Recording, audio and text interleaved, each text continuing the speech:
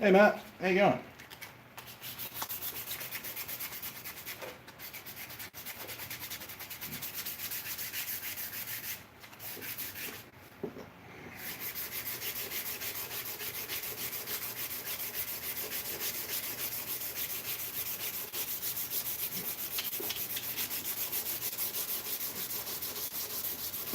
Good hose. Excellent. I'd hate for the hose to be bad.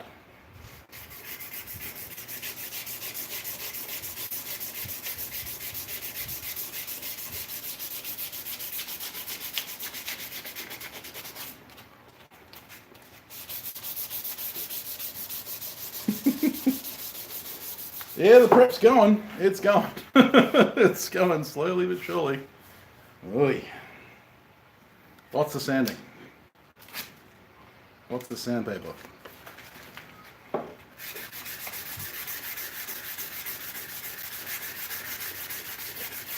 G'day, Alex. How are we going?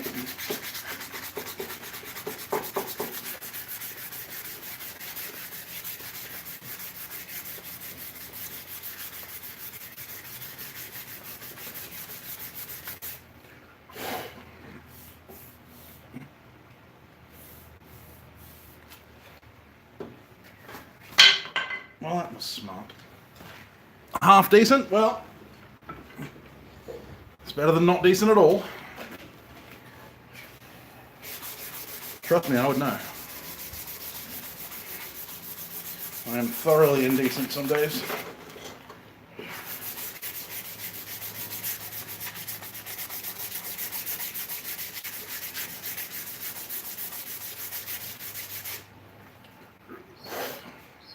Morning, Steve. Well, evening, Steve. All good, mate. Thanks for popping in. Always good to see you. I'll be working on your hammer tonight, which is almost done. Should be finished tomorrow. Do you want a sneak peek before you head in?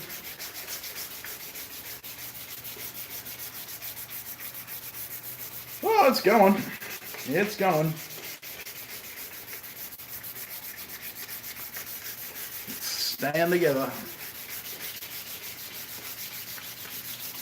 Just lots and lots and lots of sawdust today. And forging. Do a bit of forging today. You guys will see that in a future video. Once the collaborative effort comes together. Got a bit of a collab coming. Kind of off the cuff. It's not really off the cuff. It's been coming for a while. I'm trying to sort it, but yeah. Anyway, you'll see more about that later. Trust me, it's exciting. How many handles do I have to sand? 12. 12 handles. Technically now I only have 10. Okay, where is? There it is.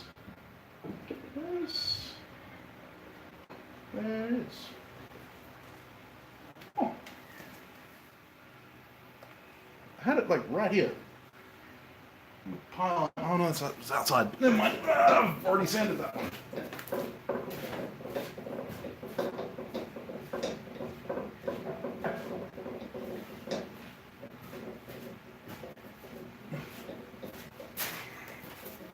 What?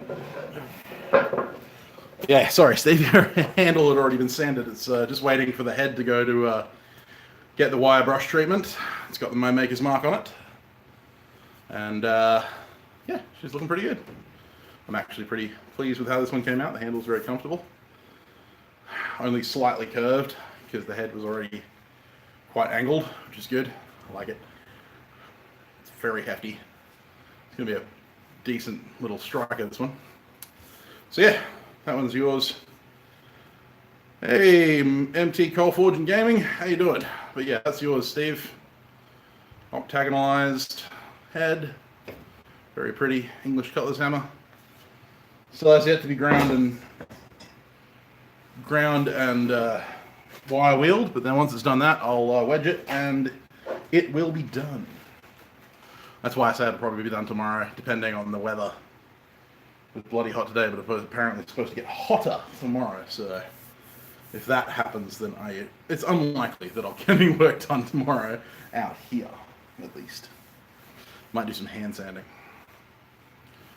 I do not put a maker's mark on the cloak pins that I make. I don't. Not currently, at least. One day, maybe. If I get a maker's mark that's small enough. Not the hex hawk handled. Well, sanded. Still gotta have the sharpening done, and then wedging and oiling. One more hex handle to go. Nice tight fit. That's what you want to see. Did I miss something?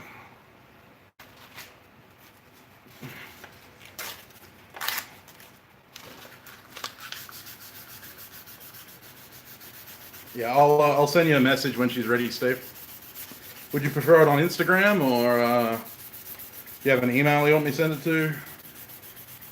Facebook? Either way, it doesn't really matter. Whatever method suits you best, I will provide.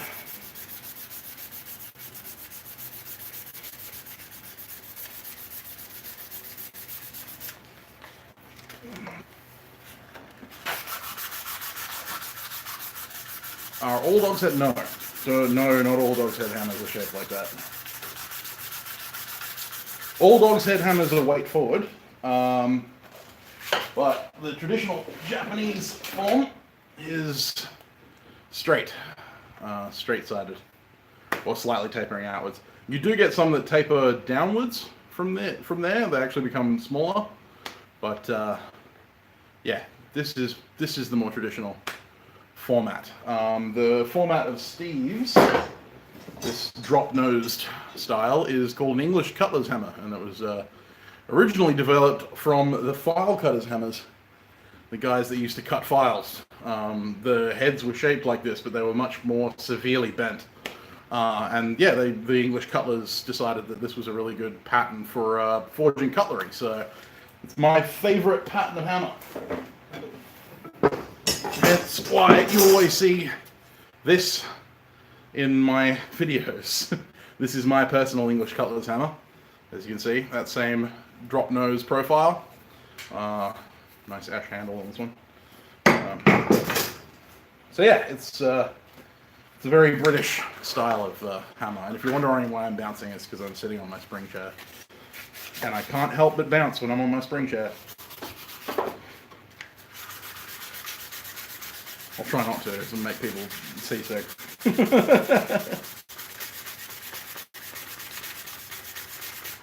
But Tigger is for bouncing. My stepson's been watching a lot of poo recently.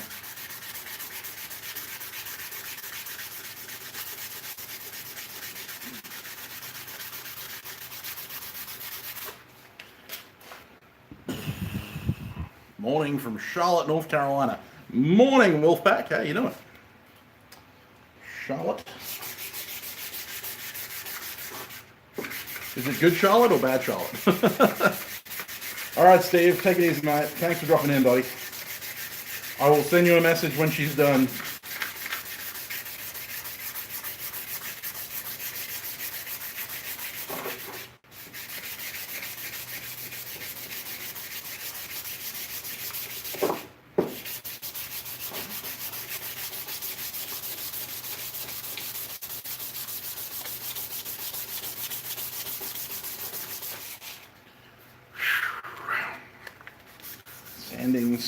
Sanding.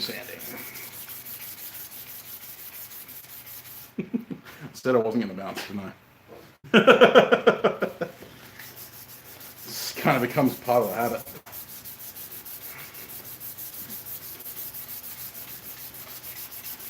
It's like when you sit on a rocking chair, you can't help but rock.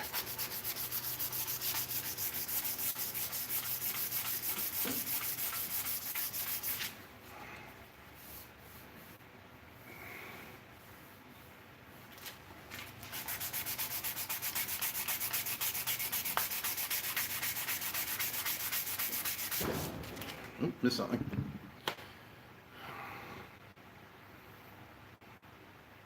Pennsylvania, cool.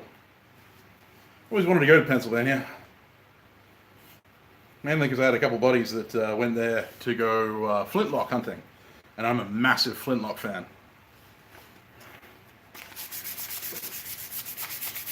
And they went there for the Pennsylvania flintlock open season. Or flintlock hunting season, yeah. Anyway.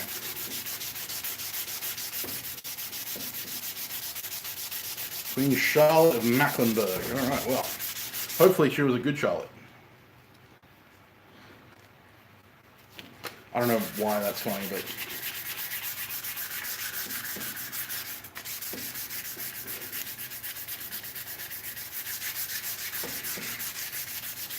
I'd have to think of some lyrics from one of their songs in order to make that really funny, and I can't remember a single song that they've made.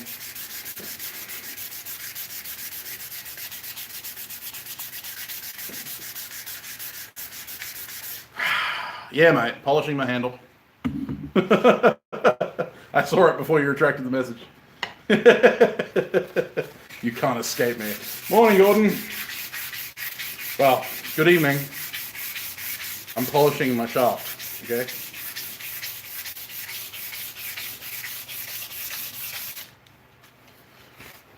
It's hexagonal and ridged.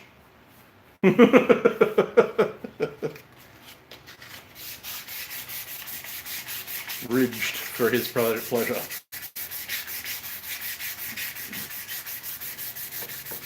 Actually, it's ridged for edge alignment, but, you know, go off. Who knows? Who cares? What you do with your Hexhawk after it's, You work on trying to be nice? Well, that's a good idea. I don't mind the odd bit of innuendo. As long as it's kind-hearted, it'll be fine.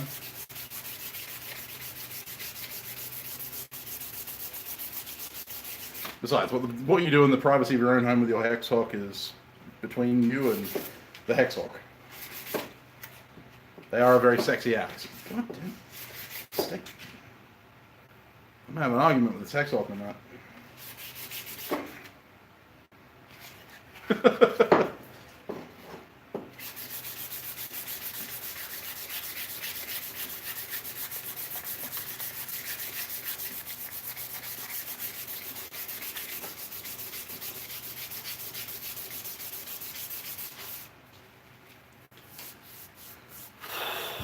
Probably shouldn't do that, given our recent conversation. Anyway, a little bit more.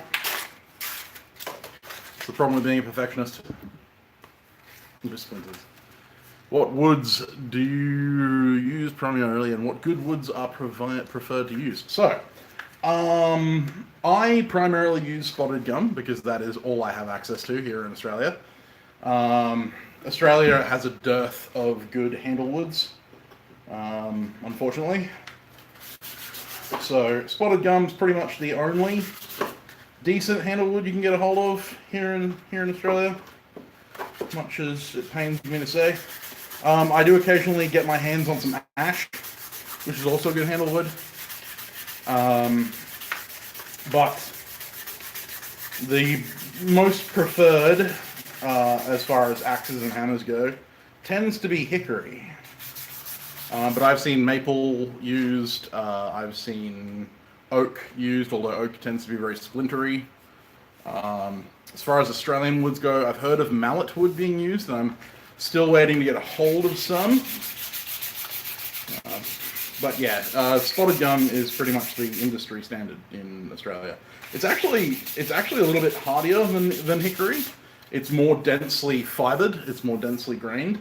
So it's and it's a little harder than hickory, which is good, but it's also just as springy, so it doesn't break, which is good. That's what you want from an axe handle. You don't want to break.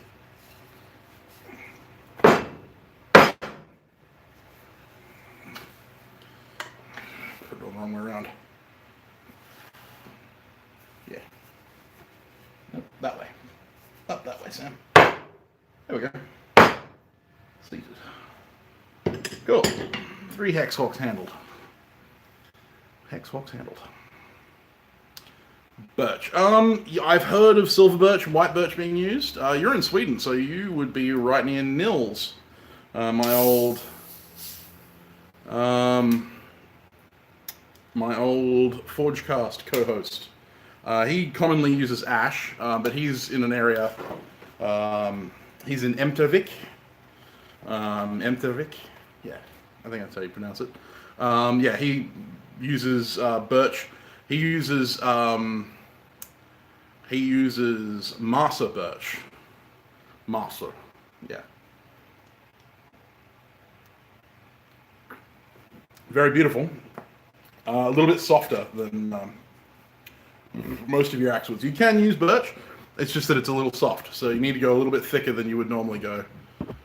Do I use coppiced wood? I have no idea. Gordon, unfamiliar with that terminology. You will have to enlighten me. I am but a poor, uneducated blacksmith.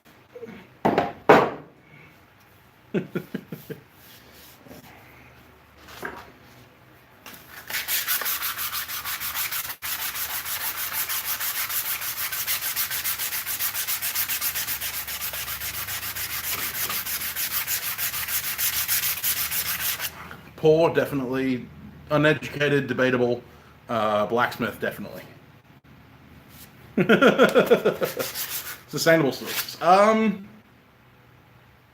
Well, yes. It's farmed. Farmed wood.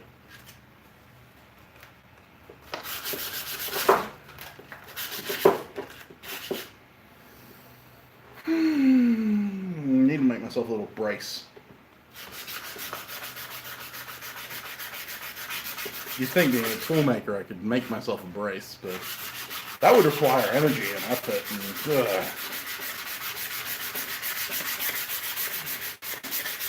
that sounds like a whole lot of effort. I'd much rather do it the hard way and just continually grumble about the fact that it's so hard to do.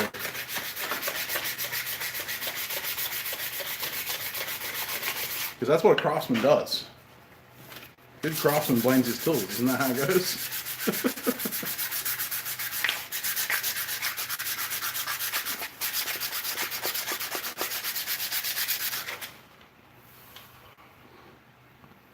Pine for handles is terrible. Never use pine as a handle material. Unless you're desperate, like in a survival situation, and you have access to no other wood.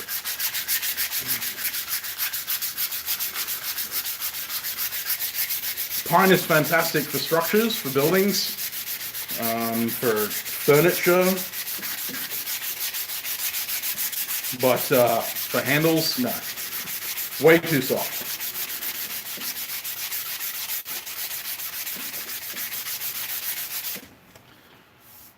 Soft and fractious. That's it, the KISS principle. Keep it simple. But there's a difference between keeping it simple and being obstinate in the face of a difficulty. So, you know, like while you could say that me choosing not to make a brace for sanding is keeping it simple, I'm actually more inclined to say that it's just me being obstinate in the face of a difficulty.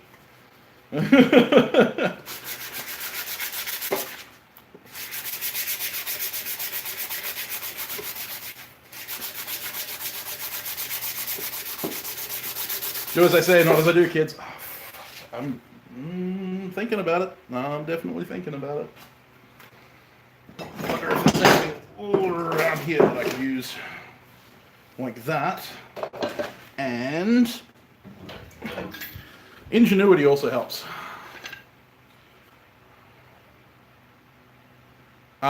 You're not wrong. Mainly because the only really needled trees are pine trees. And palm trees are terrible for handlewoods as well. So I suppose you could say that, but it would be wrong to assume the inverse, in that all trees that have leaves are good for handles, because that's not the truth either. So while you're not wrong, you can't assume the inverse. But yeah, normally Normally needled trees are not desirable for handlewoods. Unless you're desperate, like I said.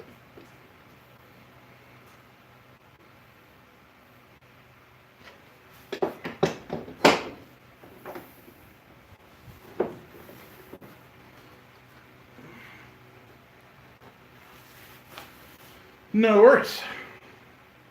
Happy to help. That's what I'm here for. Other than, you know, mild entertainment and horrible puns, that's what I'm here for. Providing questionable information on various topics.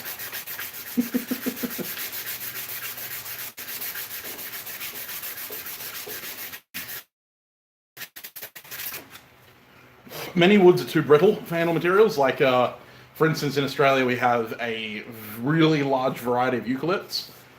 Jarrah being one of the most common forms of eucalypt woods used in construction. It's incredibly hard.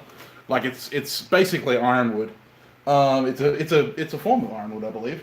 But it is also incredibly brittle. So think of like freshly hardened steel, how it's super hard and super tough.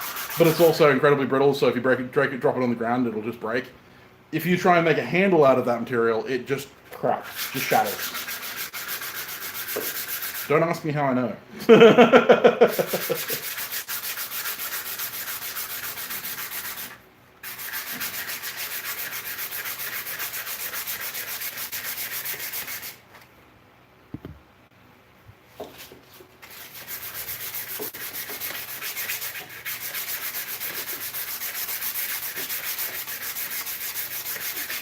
And ironbark, yeah, ironbark's the same. They're both very brittle. They don't stand up to shock very well, which is not good for a wood that you are swinging at things. In your area of the world, Linus, I would say ash would be your best option, because Sweden has quite a population of ash, so you might need to go to a wood distributor, find a wood wholesaler in your area, but it shouldn't be too difficult to come across ash.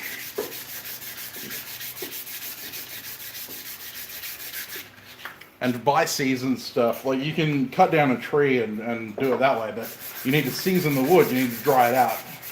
Using green wood doesn't work. Hi, Andrew Egan, how you doing, mate? You here looking at me polish my wood. I made a brace and I'm still slipping. The very first hammer shaft was made with Bermuda. I did not know that. Or is that, as far as we know, according to archaeological record? Hesitant to claim that the first event was anything, because we can only... The oldest known artifact that we've found that is equated to a hammer is... was handled with human bone. I would be, you know, more inclined to go with. Mainly because we make discoveries every day. I'm alive. I am most certainly breathing air.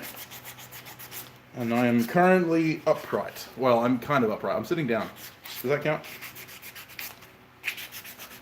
So I think that still qualifies me as being alive. I'm talking a lot, so I must be alive. Then again, there are people who have postulated that I could talk in my death, after death. Won't be as if you talk. Temperature, don't even ask, please. Today wasn't too bad, it was only 34 degrees, but tomorrow we're looking at 37, and then the day after that is going to be 39, and then the day after that's going to be 39, and then the day after that's going to be 40, and then the day after that's going to be 42, the day after that's going to be 38, so hopefully we'll continue the downward trend after that 38 degree day, rather than hiking back up into the 40s again. But the reason I've been doing so much work and getting all these handles done now is because I know that for a fact that I'm not going to be able to do any of this towards the end of the week because it's going to be too hot. Sorry if that shocked anyone. Bang. Right.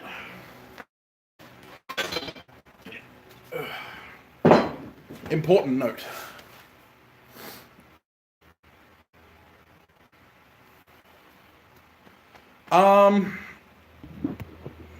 Hey, Beastly Ironworks, I am feeling a lot. Thank you very much.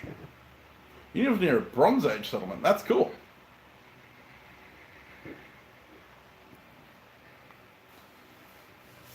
My wife won't let me sand inside. No, she won't let me sand wood inside.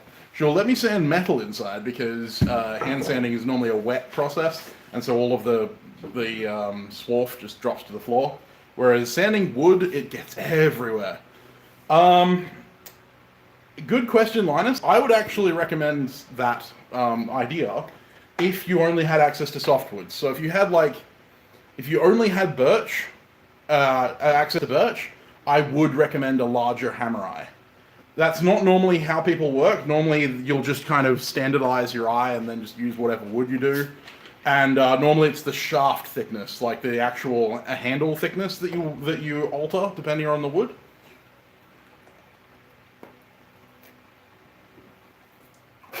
God, I got a drinking problem.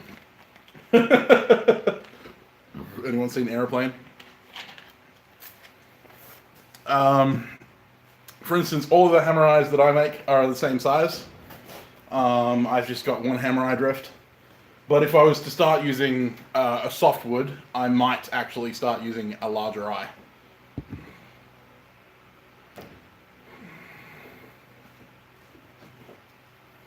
So,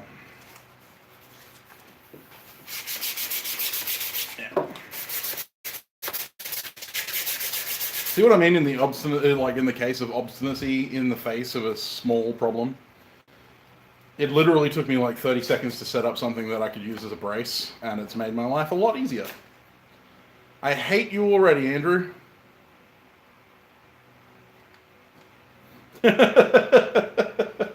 I hate you already. This is going to be a great friendship.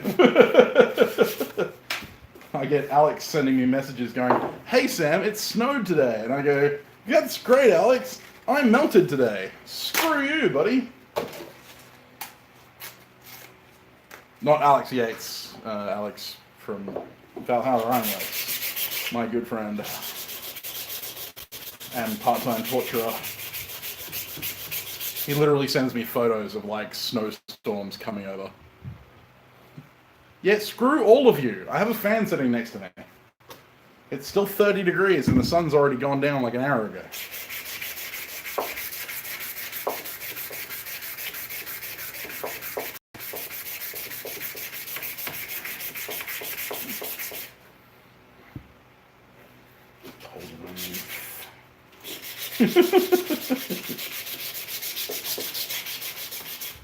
You're all heartless bastards.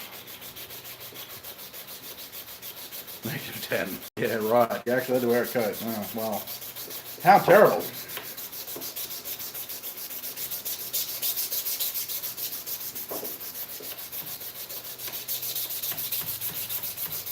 You're all horrible people. I don't even know why I like you guys.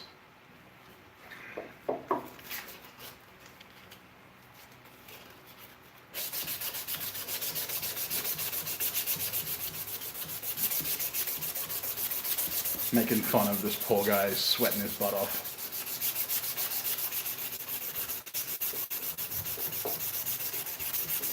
I'm just glad Alex and Jared aren't here because they'd be making it worse. Just for the views. Did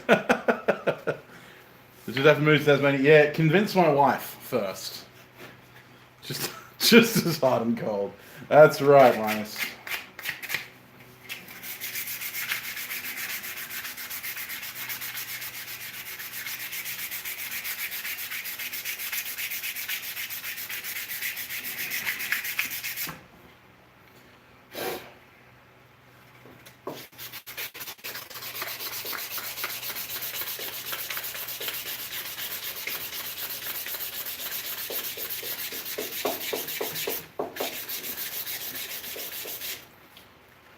Scorcher degree.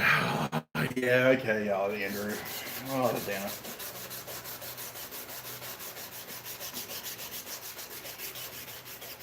See, I was supposed to be on a Skype call with Alex this afternoon, and I imagine he would have told me that, and I would have immediately hung up on him.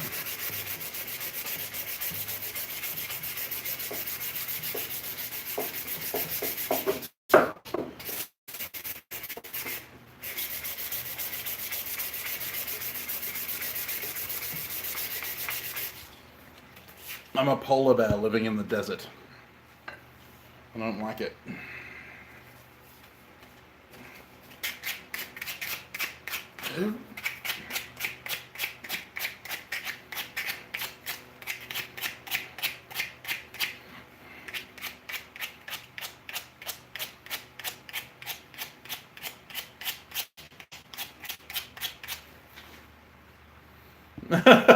Hey Tanzo, don't get late. Don't be late. I had the forge running all day today, Gordon. If you're up on my Instagram, I was actually forging most of the day. Don't be late to school for me, man. I'm happy that you think it's worth it, but don't be late. Education is important.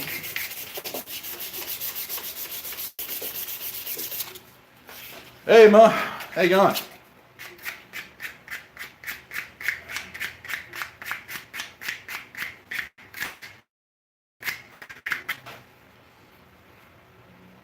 I forged a blade.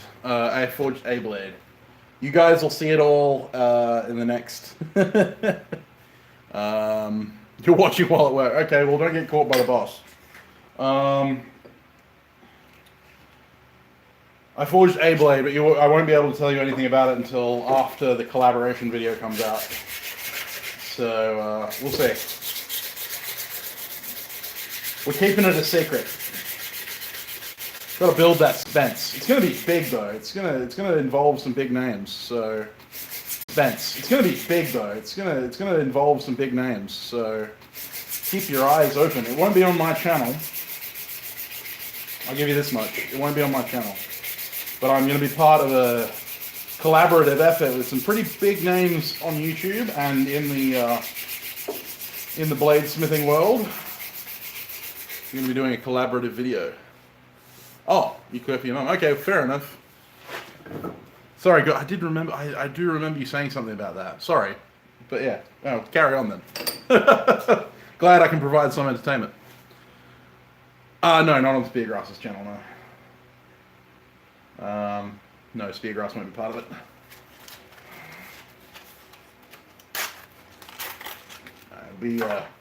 It'll be on Alex's channel on Valhalla Ironworks. I'm not sure if he wants me to tell you all of this. I don't care. I'm going to tell you anyway, and he can bitch me out later. I'm not giving away the actual video, but yeah, it's gonna be pretty good. I'm excited because I get to be featured in the video with. Thanks, Andrew. Thanks for checking in, mate.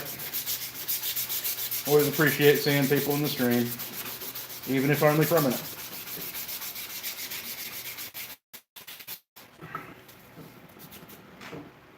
It has been a while. I haven't seen you around. I've been good. I've been pretty good. Just working hard.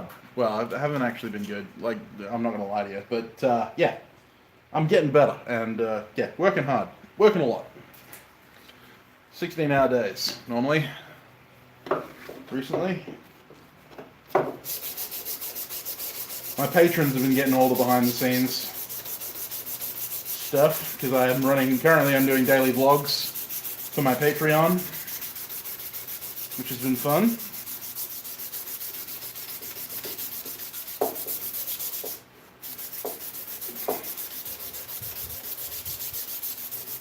Did I use borax? No, I didn't use borax while I was forging. I wasn't forge welding.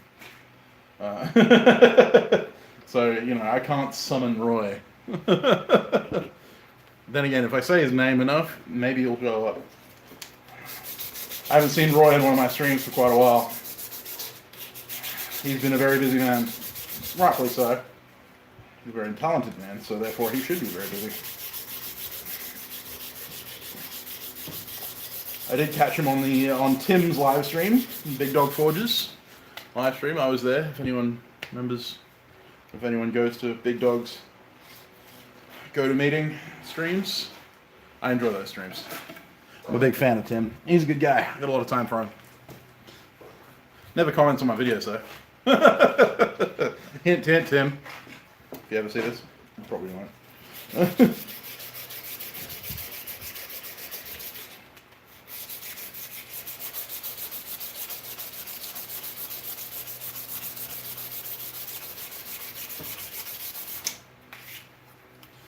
Sanding.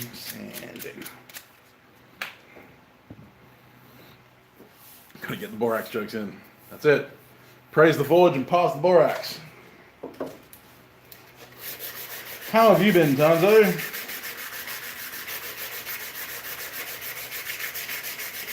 What have you been up to? Other than watching my videos at like 3 o'clock in the morning. Okay. Linus. Good question. Depends on the knife. And depends on the glue. For like your kitchen knives and stuff like that, for your standard chef's knives and stuff, I tend to rely on epoxy.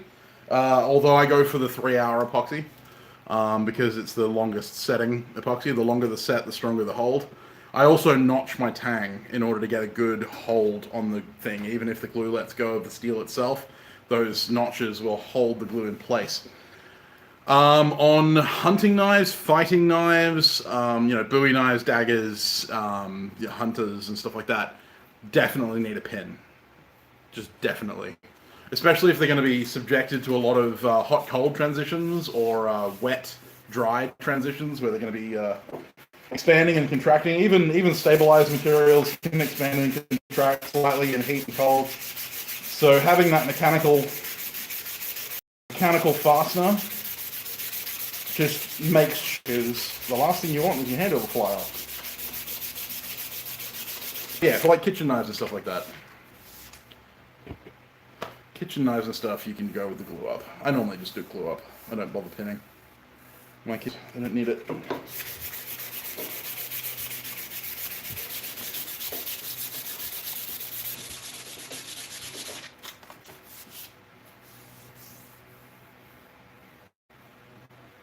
It's important to feel for ridges and stuff when you're sanding, especially because I machine finish a lot of, like I do a lot of hand work with a hand plane and spoke shave to get the shape, and then I round it out with the grinder, and the grinder sometimes leaves little cut marks and stuff like that in it.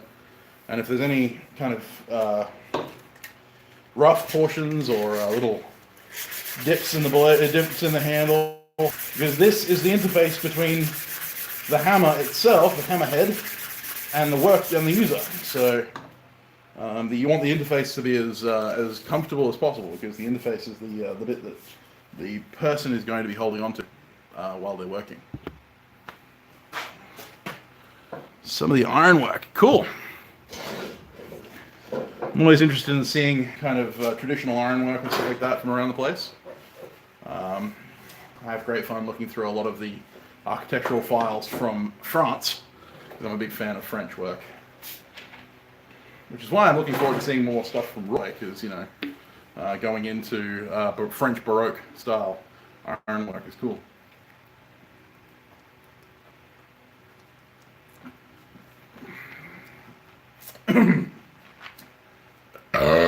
People say I have a drinking problem.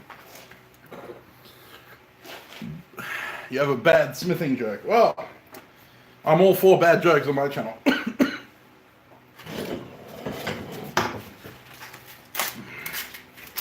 Only jokes allowed on my channel are bad jokes, so far away.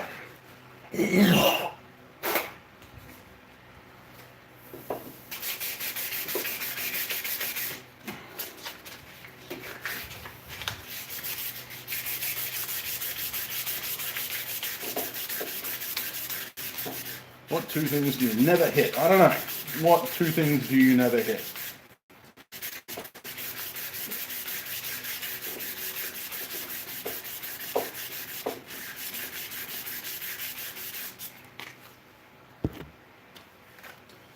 Guessing it's cold iron and the brakes.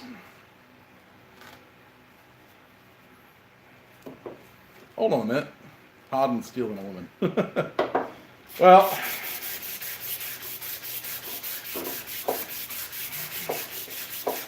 you're not wrong. You're not right, but you're not wrong. How many manages to change the light bulb? I have no idea. Probably a million, because none of them actually do the work. Probably none, because managers don't actually do any work themselves. They get someone else to do it. Was I not supposed to guess? I don't know. How many managers does it take to screw in a light bulb?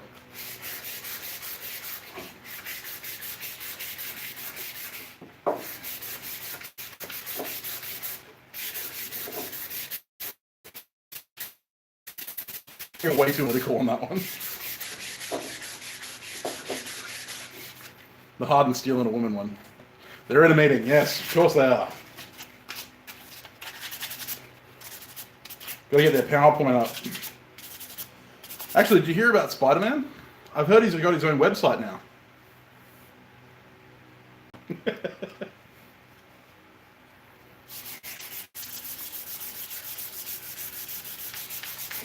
Okay, slightly off-color joke for those of you with sensitive ears. It's nothing too bad though. How many teenagers does it take to screw in a light bulb? Only 2, but it takes a really big light bulb. R.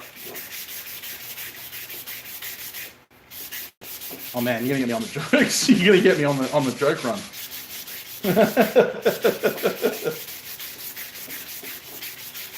One of my favorite jokes of all time, because it's got such a great wind-up. You want to hear it? You want to hear jokes from me, or do you just prefer if I just shut up and sand things? Shut up and sand. I won't tell jokes if people don't want me to.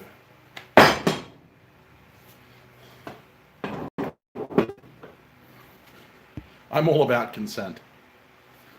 Consent to joke.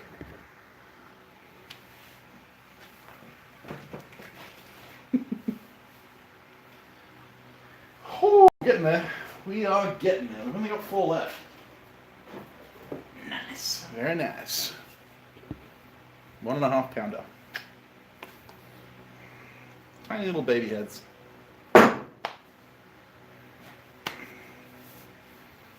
So, what about it? You want to hear me tell some horrible jokes? Or,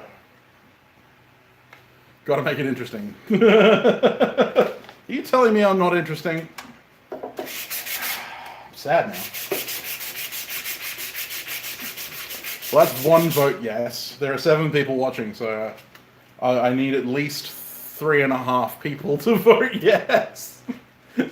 Oh, there are 8 people now. I need 4 people to vote yes. I need a 50% majority. Like 50.5. 50.1% majority. I'm full of bad jokes. Getting hit on at the end of the bar. Good one, cat. It was upsetting. I can imagine it was upsetting. Hey, Braden. Good to see you, buddy. Alright, well, one of my favorite jokes of all time was told to me by my dad. The guy comes home from work one evening, and he walks through the door of his 3rd-story apartment, and he comes into the living room, and he sees his wife quickly covering herself. Hey, John, how you going, mate? Sorry, you're kind of breaking in on my comedy routine here. Jeez, this is a stand-up, didn't know. Blacksmith and a security guard. I was both. Anyway, sees his wife quickly covering herself, and he can smell, sex in the air. So he kind of goes, I know that she's been cheating on me, and I need to find this guy, because there's no way he came out past me. So he quickly ransacks the entire house, and as he's ransacking the apartment, he looks out the window, and he can see down on the street below a guy quickly, hastily putting on his jacket as he's running down the road. He's gone, I've got him.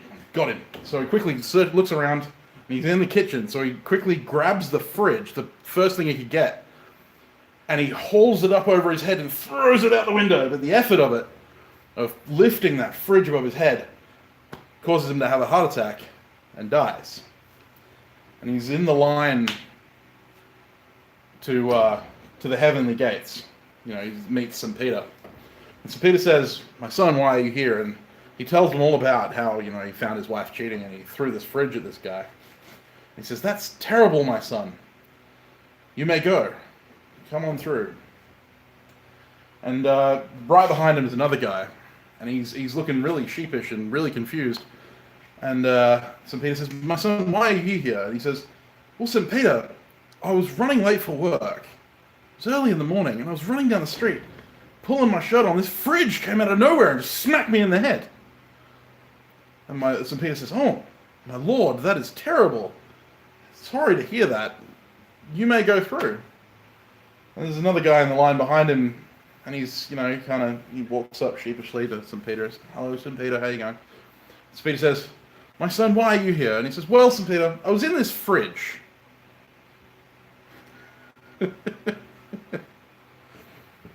Hey, gaming nomad. Hey, it's Nils Ögren himself.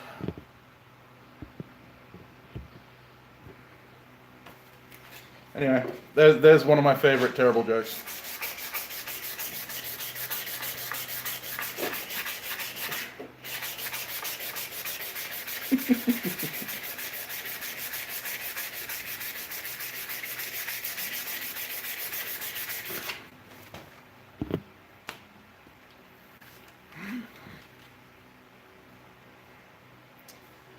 You know, they say about starting blacksmithing. Well, there are a lot of good starter projects. We actually did an entire episode of the Forgecast. Don't listen to Nils, whatever you do.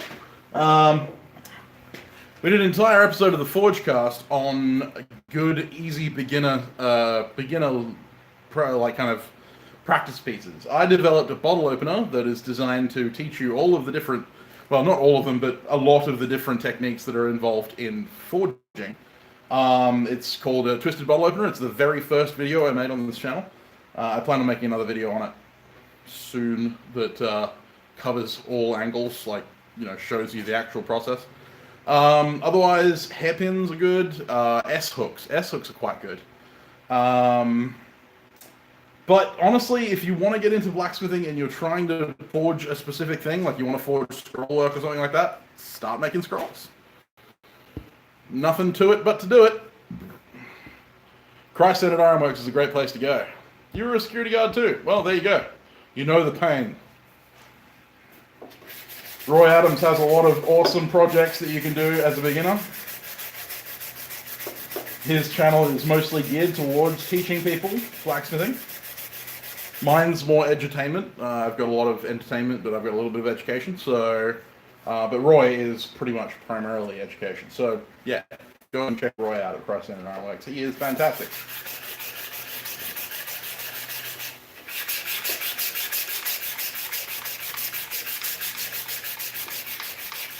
Hey, Saber, how you going, man? Prep for the show goes well. I mean, I'm kind of not, I kind of am, and I'm kind of not viewing this as prep for the show, because unless I get ludicrously lucky or for some reason I'm more popular than I think, then I believe some of these hammers may be coming with me to the show. But it could be that these hammers all get sold before the show. I would be happy either way, because I'll just make more hammers in January for the show.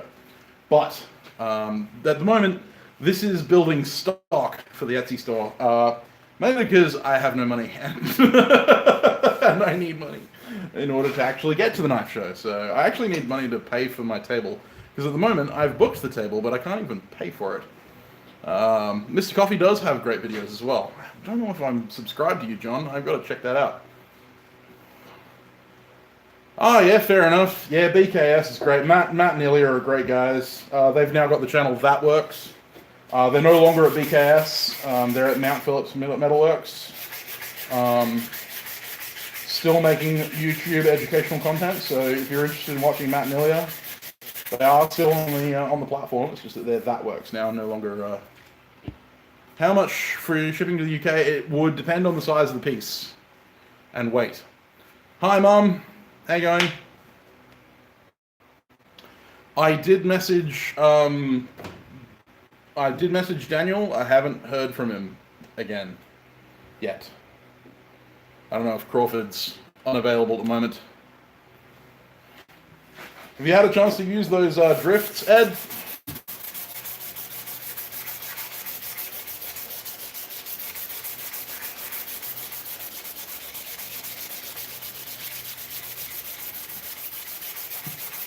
Your mum wants you to say the joke again. Fair enough. You gotta do what your mum says. That's how it works.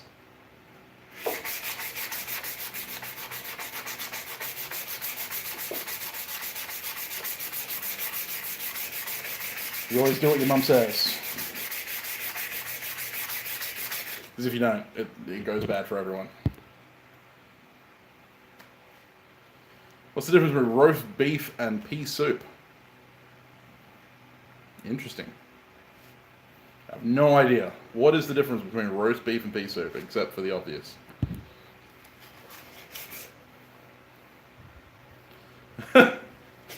Yeah, that's true. That is very true.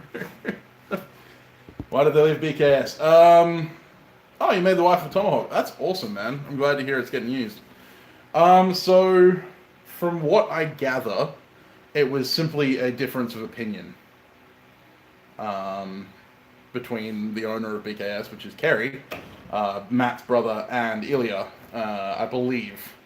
Don't quote me on this. I think it was just purely that the shop was getting too small for 2 channels, plus all of the extra work that they were doing. So yeah, I think it was just purely they couldn't work in that space together. So yeah, Ilya's now moved over to Mount Phillip Metalworks, and I believe Matt has followed him. I'm not sure if Matt's still at BKS, like part-time, because obviously it's a family business, but yeah, we'll see. I don't know. I haven't had a chance to speak to Matt yet. We'll find a big tent. Yeah, that's a good idea. Marquee. Marquees are good. As long as you get a nice tall marquee.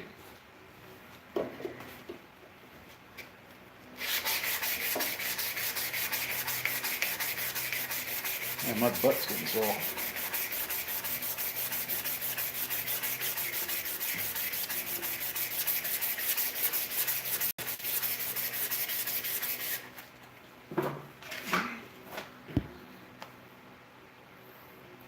I haven't received anything, Ed.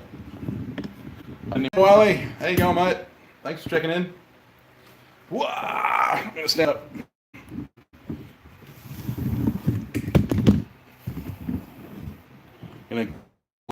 You're about 12 inches short. You know, it's not the size that matters. There's kids in the chat. Careful. Don't be naughty. Oh, I'm terrible today. Anyway.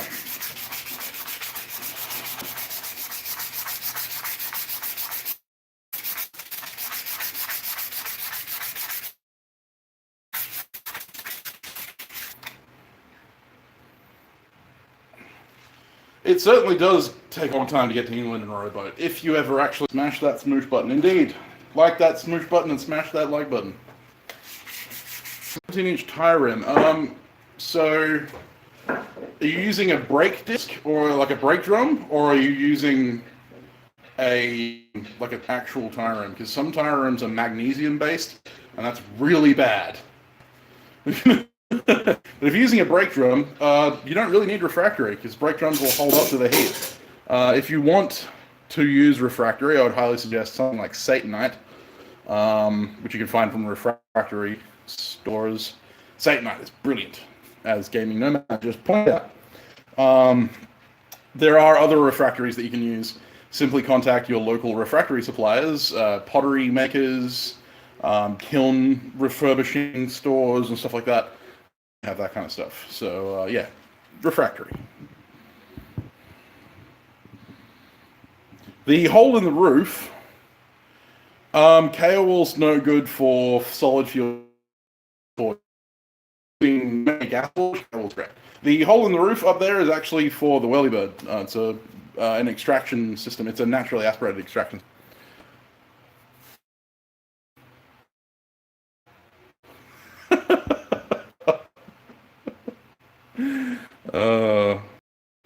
I didn't say anything, Tanzo, at all.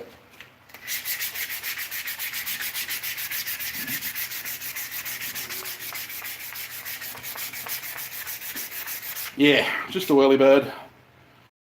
It was a lame attempt trying to keep the temperature down in here to try and let some of the hot air run out, but it doesn't work that well. I need like 15 more.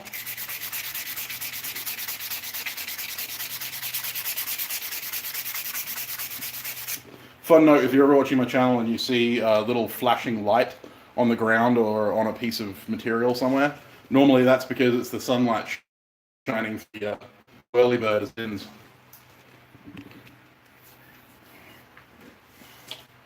I built my first forge from, actually not my first forge, but I have it here, unfortunately. I lent it to a friend, or I gave it to a friend. I can't remember if I gave it to him or...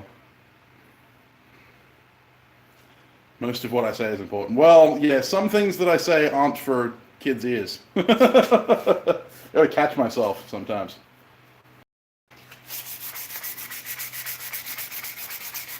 Normally I'm PJ. Normally.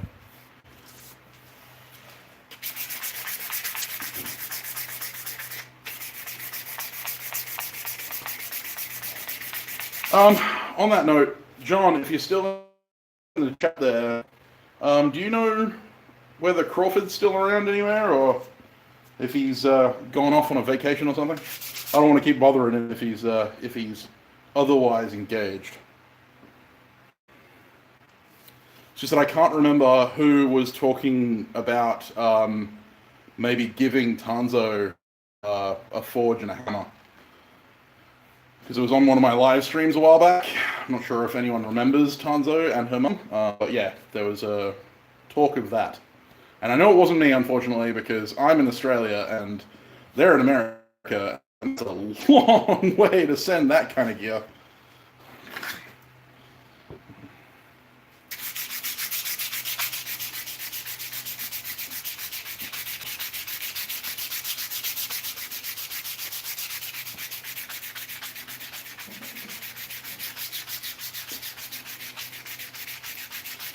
Yeah, Daniel Crawford. Was it him that was talking about it? Because I'm pretty sure it was Daniel. Because Daniel's always the first guy to offer to give people things. Daniel is like one of the best people I know. Normally he's in my live streams, but for some reason he's abandoned us tonight. And I'm going to hold it against him forever. So what does your mum say about you watch blacksmithing stuff? Thanks, John. Thanks for checking in, buddy. Tonight. Well, it's tonight here. It's friggin' 8 p.m. I imagine. Yeah, 8:30. It's 8:30 p.m. right now. Just because all you guys are living in the past. Sorry. It's 8:30 at night. Times, man. The accent didn't give it away.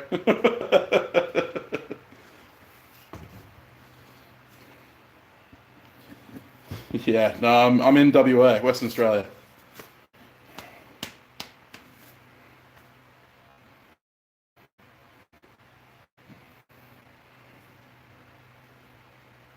Oh, you found me through Big Stack D. Yeah, Dion's cool. He's in WA as well. Yeah, get a hold of Daniel. Get a hold of Dan Moss. He'll help you. I have an accent. I am relatively accentless for an Australian. If I hang around other Aussies for a while, I tend to get a little bit more accented.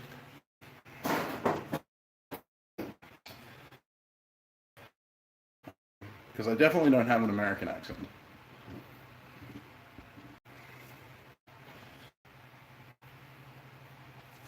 Yeah, no, that'll be fine with it. Big Stack D does. LPG, liquid petroleum gas.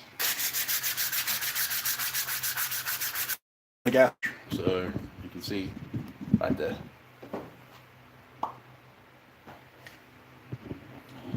Well, no one's truly deaf to accents. It's just that really thick. It takes really thick accents to pick them up. Some people. I pick up accents really easily, but yeah, some people have an issue with it. But yes, like if you've got a really thick Scottish accent, it tends to get a little bit more obvious that you've got an accent. And because my family's Scottish, I'm fairly sure I can do a Scottish accent pretty well. I haven't done one in a while, so I don't know if it's come across as well as it would normally come across. If I do it a lot and I hang around my northern mate, my Scottish accent comes out pretty well when I'm drunk. But anyway, yeah, so that's my accent. Charcoal. Well, I've used charcoal for many years. I have a charcoal forge as well out back. I just don't much because we have a 6-month fire ban period between November and April. So it makes it really difficult. It might be dropping out for you, Matt. You might need to refresh the feed, which it probably is.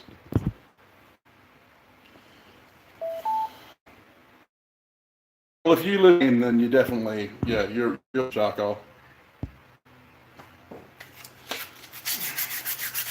Here in WA, we have a very long fire season, and it's very risky to run any kind of solid fuel forge because the sparks could set fire to the entire friggin' country.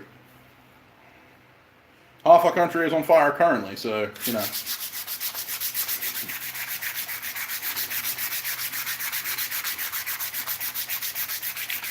Fire bans be damned.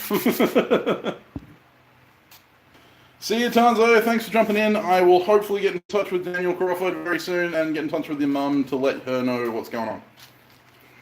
And I'm back. There you go, Matt. You can use coal or charcoal because not all coals are made the same. If it's not metallurgical coal, don't use it in your forge, please.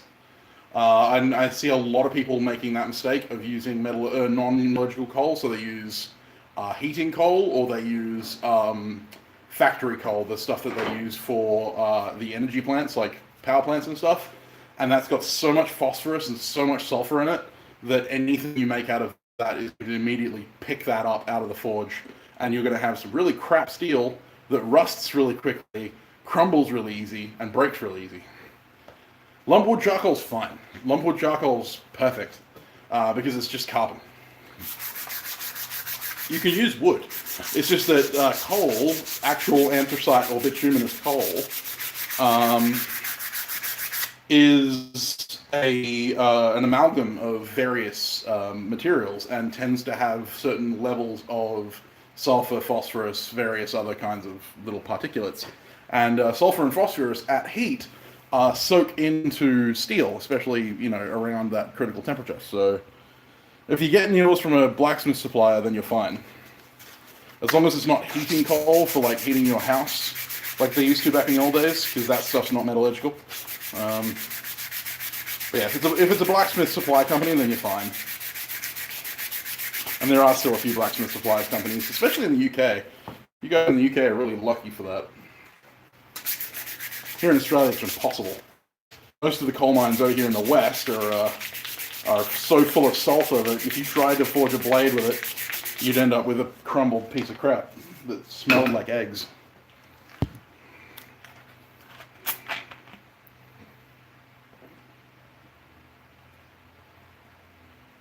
I use hardwood charcoal in mine. I also use pine charcoal if I can get it. Pine charcoal burns a little hotter, but it also burns a little hotter, so use more. The Japanese use only pinewood charcoal, a very specific kind of pinewood charcoal.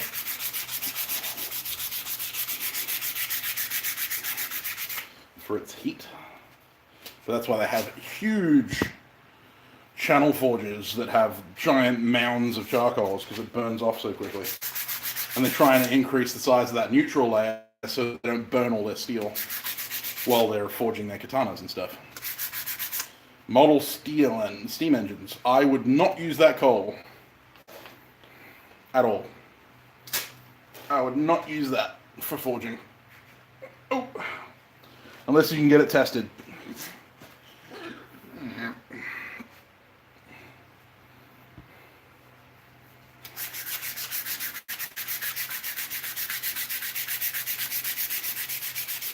Because the likelihood is it'll be fairly high in phosphorus and fairly high in sulfur. Metallurgical grade coal is hard to get a hold of.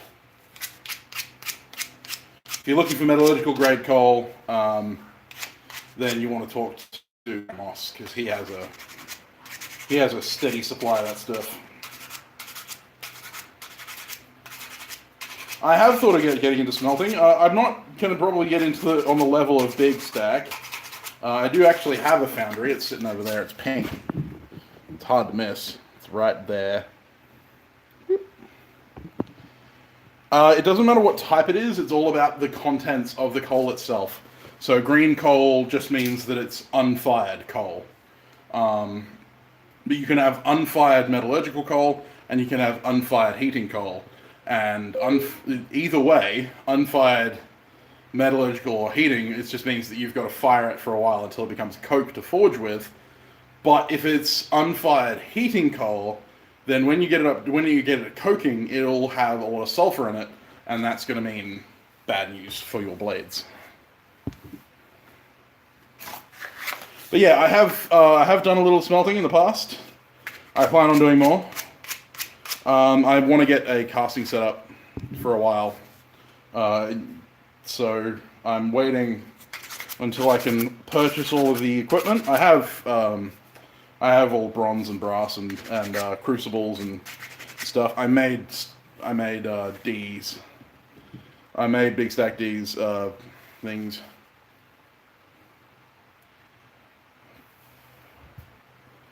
Is it my battery low? Yeah, it's a little low. It's 36%.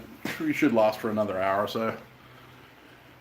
Coal is high carbon. Coal is basically carbon. It's not about the level of carbon. It's about the level of other particulate, other alloys or other elements. Other elements in the coal, because coal normally has significant amount of carbon. Significant amount of sulfur, significant amount of phosphorus, significant amount of manganese, magnesium. It can have various elements in it, but the worst ones are sulfur and phosphorus. And those two, the reason that they're so bad is because they get taken up into steel very quickly at heat, and they cause brittleness, high-speed rusting, like over-oxidization. They also cause crumbling. They cause grain size increase. They're bad. Particulates, yes, particulates. No, it's elements. So it's not really particulates, because they're actually an amalgam inside the coal.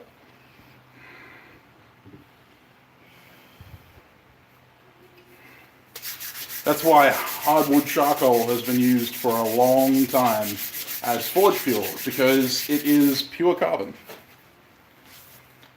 Because it's simply carburized wood. And the purest form, the purer the carbon, the less particulates, obviously, and the less alloying elements that you are going to run into.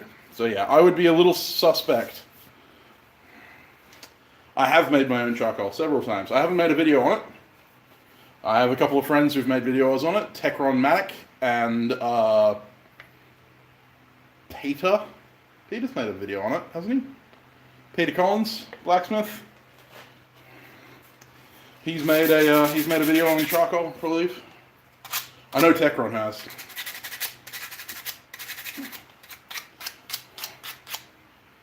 I believe John Switzer over at Black Bear Forge has also made a video on making your own charcoal, so there's also that. Yeah, Peter. Peter Collins. I just wasn't sure if he'd made a video or not. Peter Pumpkinator. I don't know if he eats pumpkin. He strikes me as the man would eat pumpkin. He's the kind of man that would eat pumpkin. It's up to you whether I think that's a negative thing or not. Yeah, fair enough, Gordon. The only way to know is to try. Let me know how it goes. I'm simply giving you the advice that I have had several people tell me, and I've had experience with myself, because I tried to use coal that was mined here in WA from the Collie coal mine, and unfortunately I was told at the time that it had a very high phosphorus content and a little bit of sulfur in it because it's used in power plants, and Collie doesn't actually have access to metallurgical coal. So I was told at the time, I tried it, it went really bad. Yeah. I'm just speaking from personal experience.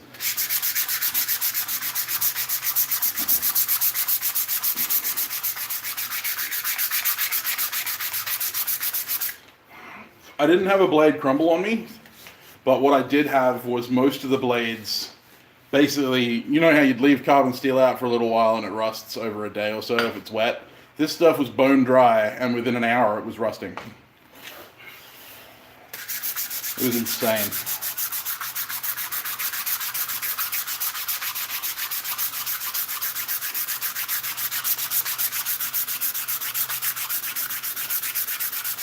I actually kind of like these little 1.5 pounders. They're very cute. There is coal purification to a certain extent, Gaming Nomad, but the problem is that basically that renders it into ash. There's no way to get rid of those that content, that elemental content, unfortunately. No reliable method other than burning it, and if you burn it, then obviously you are reducing it to ash, at which point it is no longer coal, which kind of defeats the purpose. Yeah, pretty much.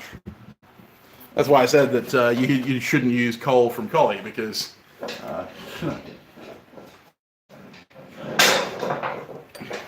it's not metallurgical coal. I'm wearing the Pope's shirt again. Pretty much all of my shirts are the Pope's shirt. Fair enough, good. It's the best way to go. Talk to the guys that know. Ask him what the sulfur and phosphorus contents are like. If he can't answer you, that means that it's probably got a lot of sulfur in it. If he doesn't know and isn't willing to find out, then yeah, assume that it's got bad content in it. But if he knows, and he's willing to tell you, and he tells you that it does have quite a bit of phosphorus and sulfur in it, then don't use it. Or don't buy it, because that's just a waste of money. Unless you have like a coal-fired heater in your house or something, and it's winter. It is winter in the UK, so, you know, yeah. Use it to heat your house. But just be careful of the carbon monoxide poisoning, because coal has gives off a lot of carbon monoxide. That's how a few people died. Coal fever, they called it.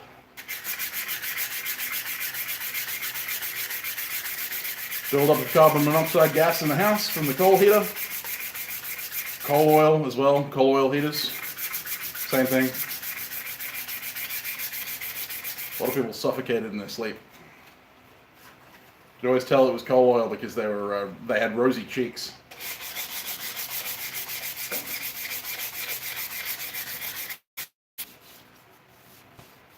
That's why you need a canary. That's it. Get yourself a forged canary. Canary yellow.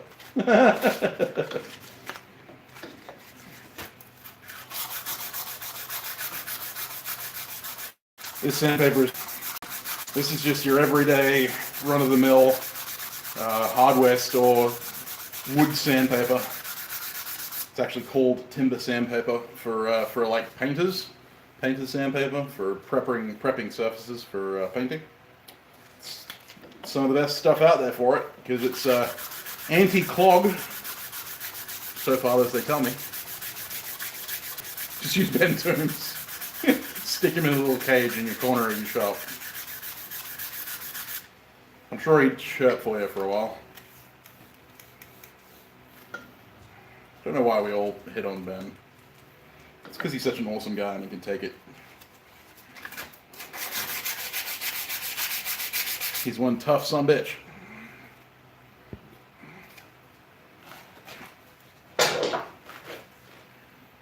He'd probably drop after I dropped. I'm only saying this because he's not in the stream, or at least I don't think he is. Can never be nice to his face. It's not true. Love you, Ben. So what made me want to start forging? Want is an incredibly strong word. No one picks on me. Oh man, so many people pick on me. So many people. I was bullied for a long time when I was a kid. No one bullies me now, because I just don't take any shit. Except Mick. Occasionally he gives me shit. But only when he's out of arm's reach. Hi. Yeah, hello. Alex gives me shit all the time. But he's on the other side of the He's country. on the side of the country. He's a Sam. He's a very smart boy. Would you like a cup? Yeah, cup of tea, thanks. Yeah. Who wants to bully the guy who makes nails? Yeah, well, that is a good question. People on the internet. That's the answer. People who are not face-to-face with me. Which is funny, because I'm not actually that dangerous a dude. I'm the gentlest person ever. The most dangerous person that you'll ever meet is my wife. She'd hurt you. Mate, she'd hurt you before she'd look at you. Whereas me, I'll talk to you. I'll talk you down. Part of my security training. I was one of the best security guards in Perth. You telling you? Fair enough, gaming. She'll agree. I guarantee it. She's sick right now, otherwise I'd bring her out here and get her to tell you.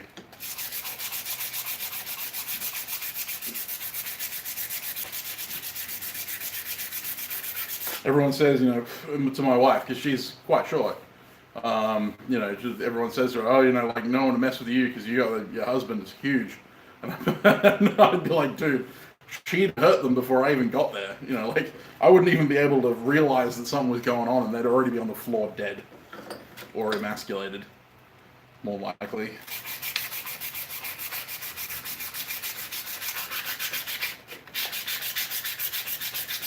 My wife doesn't need protecting. People need protecting from my wife. So, what made me want to start forging? Are you talking about today? Or are you talking about, like, in general?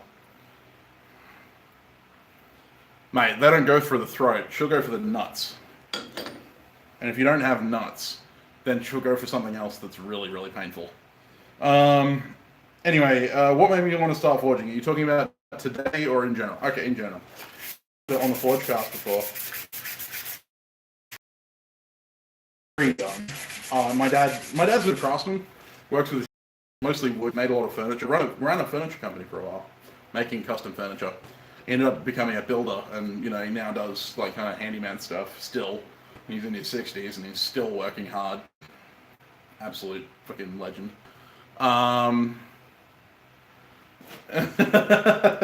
Fair enough, Gordon. Yeah, I never had to resort to that. My voice was normally enough. I'm a very loud person when I want to be, and I can look very angry very easily. But anyway, so yeah, I always used to hang out with my dad in the workshop and watch him make stuff. And when I was a kid, I became obsessed with the idea of joining the military. So I wanted to become an air force pilot, actually, until I reached the age of 14, at which point I passed 6'1". And unfortunately, in Australia, the rule is 6'1" is the cutoff for Air Force pilots, especially fighter pilots, which is what I wanted to be. So at the age of 14, I decided that I was going to change my occupation to Army. So I was dead set on joining the Army. Unfortunately, I didn't account for the fact that I'm a lazy asshole and didn't work out and didn't diet. So I was still fat when I got to 18 and applied for the military, and I got kicked back and they told me to come back in 18 months. Lose 10 kilos and come back in 18 months so I could pass the test. And I went, I lost the kilos, and then I got sick. and I got laid up in bed for about 3 months. And during those 3 months, I ate myself stupid and actually gained back more than I'd lost already. So I was actually heavier than I went in. And I decided not to go for the army. So I was kind of lost for a long time. Ended up becoming a security guard out of necessity because I needed a job, and then got stuck doing that. And all the while, from the age of 13 onwards, I was a competition pistol shooter and a full-time gun nut. Still am. Love my guns. Unfortunately, I live in a country where it's really, really difficult to own. Money kind of stops me from owning more firearms than I already have, mainly because as a way of stopping people from owning firearms. So anyway, I was a gun nut and got the opportunity to work as a firearms instructor because I got really good at shooting. And I started showing promise at hand-to-hand combat and handgun combat. So I started teaching people how to shoot people, mostly cops and security guards and stuff like that, and competition pistol shooters. And I worked alongside some of the best competition pistol shooters in Australia, which was quite nice. Working alongside John Goebbels and stuff like that was an amazing opportunity. And I wanted to become a gunsmith. Basically, at that point, I loved working with my hands. I loved guns. I loved shooting. I loved everything about the industry. So I was like, yes, I'm going to become a gunsmith. And I actually had an application in with Remington in America, and I was going to move to America and pursue my gunsmithing career. And so it was all set up. I was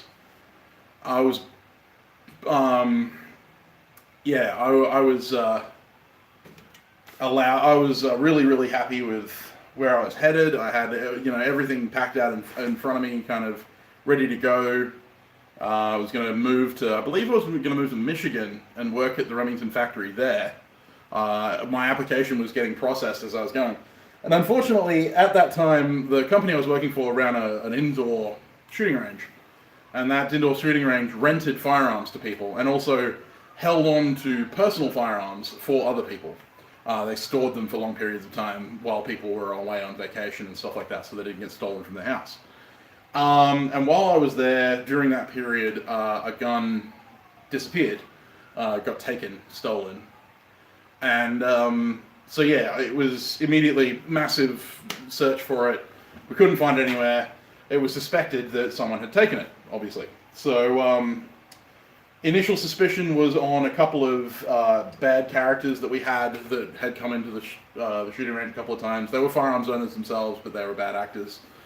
Bikies. Anyway, so then I got a call from the AFP stating that they'd had someone come forward to say that I had stolen the firearm, which was a little scary, given that I had never even laid eyes on the gun that had went missing. I ended up getting dragged in to the AFP office and getting grilled for a couple hours about my dealings. It turns out that it was actually one of my co-workers who hated my guts because I was a better shot than him and knew more about guns than he did, and he was like twice my age. You got to remember, I was like 20 at this stage. He was like 44. He had a massive bent against me. It was all that in-house politics and stuff. He'd been there for longer, but I came in and I was a better shot, and I was I knew where I got back guns and stuff like that, and I was all constantly correcting him. He told the boss that I'd stolen the gun, and the AFP investigated me. Turns out that the gun that I'd been looking for, knew was missing. The AFP didn't know was missing. So they were surprised to find out that there were actually 2 guns missing. And I was surprised to find out that the gun that they were investigating me about, I didn't even know was missing. So I was taken off the suspect list, and my boss got investigated. No charges or anything like that. He still operates to this day. But by that time, basically no one in the gun industry here in WA would talk to me because I had he's a potential gun thief hanging over my head. So instead, Stigma. Yeah, it was the massive stigma. And I kind of lost faith in the firearms community. And then I got a letter from the Remington company in Michigan stating that they weren't willing to hire me, not because of the investigation or anything like that, but because of the logistics of moving someone from Australia when they had a couple of applicants come forward in Michigan. So I just, because of the distance, they was like, well, sorry, we're unwilling to bring in an untrained person, just thousands of miles to train them how to gunsmith. And so yeah, I kind of lost all the opportunities to become a gunsmith, and I really lost taste for that industry, given the way that everyone had approached that situation. And so I was basically lost for a while. And a couple of months later, I was watching YouTube videos, as I was wont to do at the time, because I didn't have a job. And I happened upon Kyle Royer's Journey to Master series. I'd heard about the ABS, kind of in passing. I was on a couple of bushcrafting forums and stuff like that, and I heard about it. Hey, good night, Matt. I'd heard about it, and yeah, so I was interested in seeing the process, and I watched Kyle's series on becoming a master bladesmith, and I was hooked. I was, immediately I was like, I didn't know you could make knives. Like, I knew that knives were made, but I hadn't even thought about that, and it kind of brought up all those emotions that come from like the Lord of the Rings and stuff. Love swords. I love swords. So it kind of reignited that passion for craft again.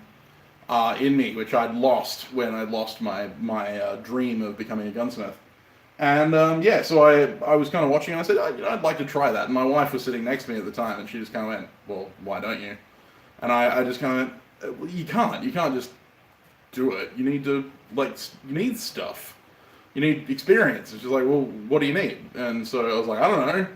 So I started this whole YouTube rabbit hole, looking at all the different, forges you could build, and hammers and anvils, and I'm one of those people who gets super obsessed. So I bought like 6 different blacksmithing and bladesmithing books. I watched literally every single minute of forging video there was on YouTube. Like, I don't think there is a single forging video out there that I haven't watched to this day.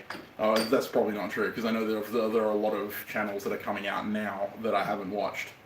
Hammers, anvils, and tongs, oh my, indeed. But yeah, so I kind of got hooked, I got obsessed. I started deep diving into metallurgy and, all that kind of stuff. It's super interesting.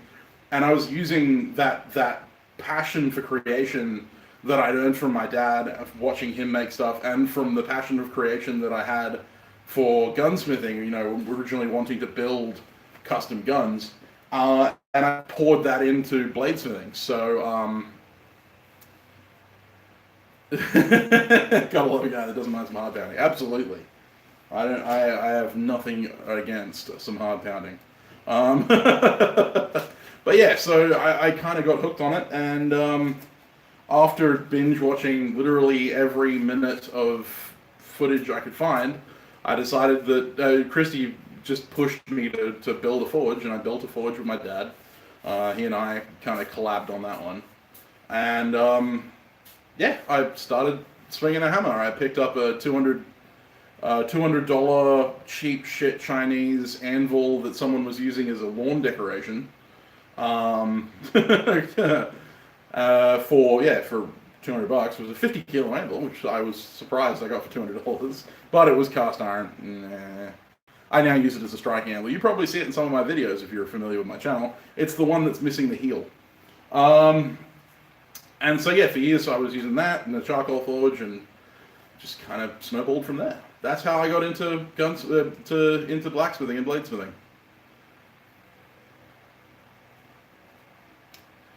So yeah, sorry for the massive novel of an answer, but yeah, it's an interesting story, and I like telling it. So, and I think that's the first time I've told the whole story. There you go. That was the whole story. Yeah. So any firearm is considered a gun in Australia. Section of I-beam. Yeah, that's not bad. Yeah. So black powder and all that kind of stuff is considered firearms. You're allowed to own any black powder firearm made before 1901, provided you do not have primers, projectiles, or powder. So you're not allowed to have any of the things that make it go bang. You're allowed to have the bang stick, though. Unfortunately, anything made pre-1901 is incredibly hard to find, and also freaking expensive. Even for really crap quality stuff, you're still looking at like $2,000. So yeah, it's just not realistic. When I found out that the law had changed, and the law had only changed like 2 years ago, so I was very excited originally because I'm a massive flintlock fan. Like, I love flintlocks. And my favorite flintlock of all time, my favorite rifle of all time, is the Baker rifle, which was the rifle that Sharp used in the Sharp series, because I was a massive Burnwood Cornwall fan, and I love Sean Bean. So, are firearms as well. Paintball guns are fire rifles. Are firearms. You have to have a license for a paintball gun. You have to have a license for a crossbow in Australia.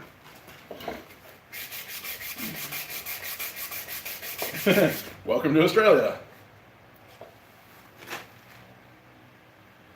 Yeah, it's true. I mean, I would love to do some gunsmithing, but unfortunately, working on firearms without a license is illegal in Australia. Building guns without a gunsmithing license is illegal in Australia, and you need to do a gunsmithing apprenticeship, and no one in Western Australia does gunsmithing apprenticeships anymore. Even working on your own firearm within a certain level is illegal. Hey, Ross Widdowson, how you doing, mate? So yeah, anyway, but I love the Baker rifle, and I hope one day to have a reproduction, because I actually had the opportunity to handle a couple, and one of them was for sale, but it was $22,000. I don't have $22,000. Yeah, well, I mean, that's the thing, is in Australia, we had a big mass shooting down in Tasmania, in Hobart.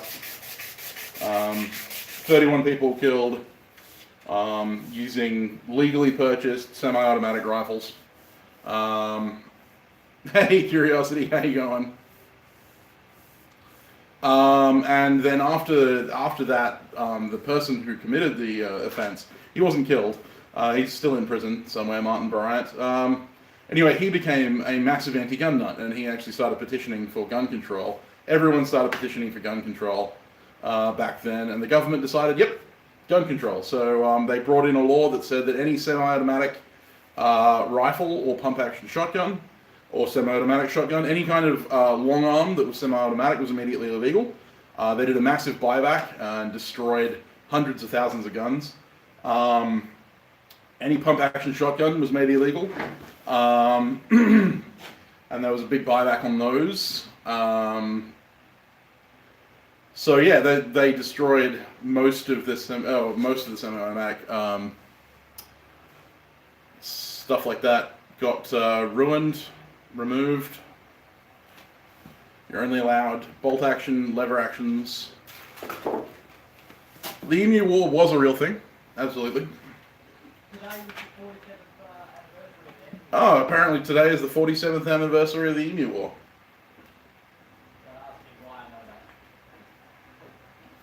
Probably on Facebook. The Emu War was a real thing. They were just trying to clear up the area up there. And then they decided that they needed to get rid of these so that they could start using the land, because the emus are really destructive. They're really destructive. Most farmers I know hate them. But anyway, yeah, so they brought in the army to try and take them out. And the army decided the best answer was like 10 guys, a jeep, and a Lewis gun. Which sounds like a great idea, you know, vehicle-mounted machine gun. Lewis guns are technically a machine gun, but they're drum-fed, and they've got a really low rate of fire. And they went out there for like a week or something to take out emus, but unfortunately, anyone who's shot ducks or anything like that, or pheasant, knows that if you just shoot at a giant flock of birds without aiming at one, even with a shotgun, you will miss. You know, I remember when I first started wing shooting, and you'd literally bring it up, big, densely packed flock of birds, and you'd just point in the middle of it and boom, and nothing would fall. But then if you picked one out and took it down, no worries, you take it down every time. So yeah, they basically had the same thing with the Lewis gun. There's giant flocks of densely packed emus, and then they just realized that they hit like 2 out of the hundreds that were there. They actually have ended up removing the military from that and putting out a bounty on emus, and just got private shooters, like private hunters, to do it. But it became disastrously expensive to carry out that, because, you know, they were paying a relatively pittance amount, but there were so many emus that eventually it became too expensive for the government to continue, so they just gave up. And so therefore they conceded defeat to the emus. So we lost. Yes, so anything that goes bang is basically illegal in Australia. You're not allowed fireworks. So any kind of firework is illegal. The most you're allowed is like caps for like a cap gun, you know, and pops, what we call them, snaps. They're the ones you throw at the ground. They're full of rocks and a little bit of ammonium nitrate. Bang. They make a snap sound. That's the largest explosive we're allowed without a license. So yeah, you're not allowed to own black powder.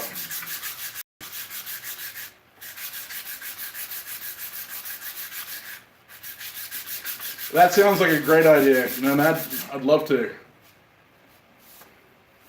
I wouldn't mind going to Maine. I don't like lobster though. That's the joke I always make when people talk about Maine. Sorry.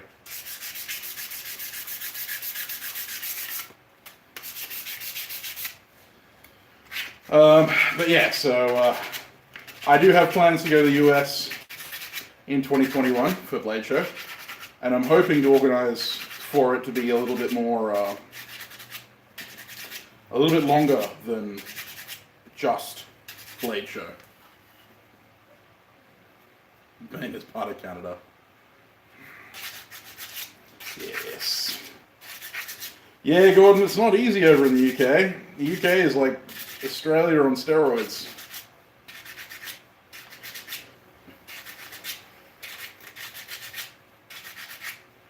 There are still wing shooting clubs in the UK though. I've got a couple of friends in wing shooting clubs in the UK. Sounds like a plan, Alan. You can see if you can find me in the giant, densely packed crowds.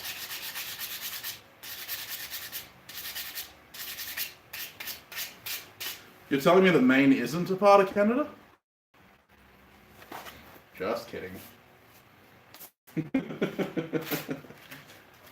Eh?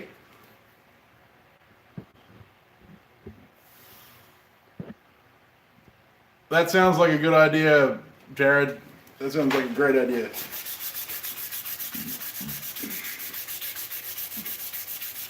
I have fired many guns through the years. Ooh, nice.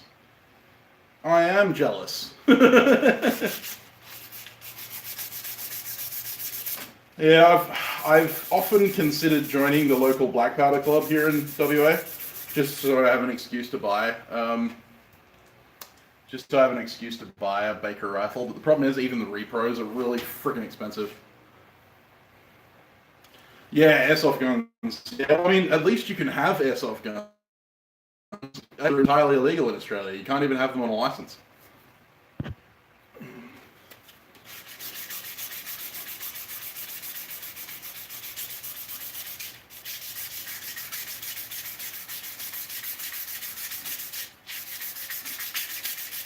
That's right, you heard it here first, kids. Can't even own an airsoft gun in Australia. I'd love to do airsoft. The reason that gel blasters exist is because Australia can't have airsoft. And if you don't know what gel blasters are, look them up.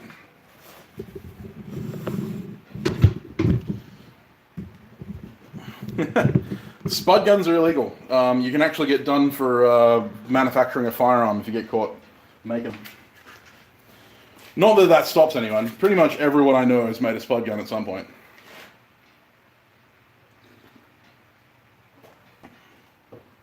I'd advise against it, Gordon, but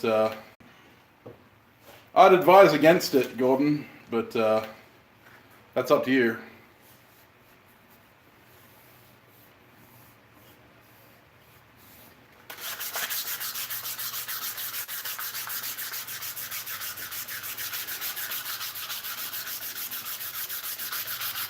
I don't know, Alan. I mean, at the end of the day, you know, trying not to turn my channel into a political channel, but Australia has had these gun bans since 1991, since I was born, 28 years. And if anything, the gun laws are actually getting a little bit lighter in most recent years. I've been quite happy to see some lightening of the laws. There's a lot of contention, and it will depend on how the government goes, but so far, so good. But yeah, hold on to your freedom, boys. And be damned the rest of people who say that it's because we want to have something that, you know, makes us feel big. Realistically, that's not the case. I love my guns. Hold on to your freedom, boys.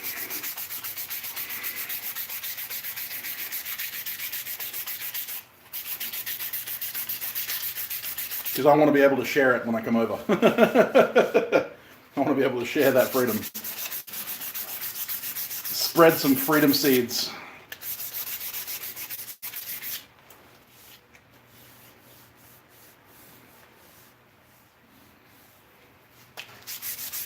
Well, Gordon, you shouldn't have the firearms unit pointing guns at you anyway, because unless you have it in open display, they shouldn't have reason to see it.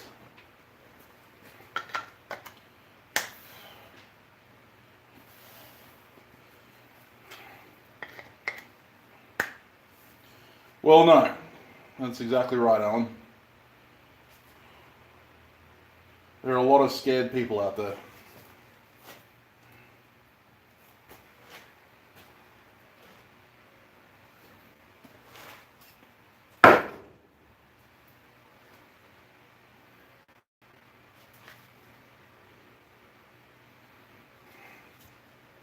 This one's going to be a second, by the way, guys. So if you're wanting a cheap Samtown hammer, this one's going to be relatively cheap because the eye is slightly off-center.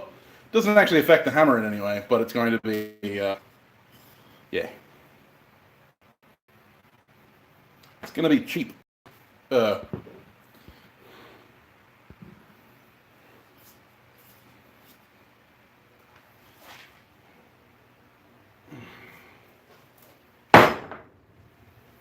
Just for those of you who want to own a Samtown hammer.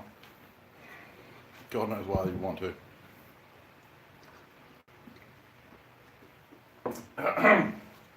Can you guys get a room? Yeah, Gordon, I hear you. I abhor the necessity, but I understand.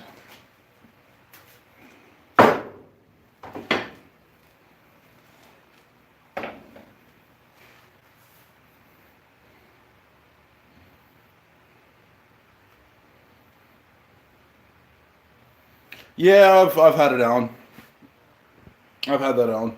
I have in my possession several replica firearms, so they're die-cast metal. They are incapable of even chambering around. They're not even rendered incapable. They are simply incapable because they're die-cast metal. So yeah, I've had a few of those, and I've had people absolutely lose their shit and threaten to call the cops when they've said it, when they've seen them.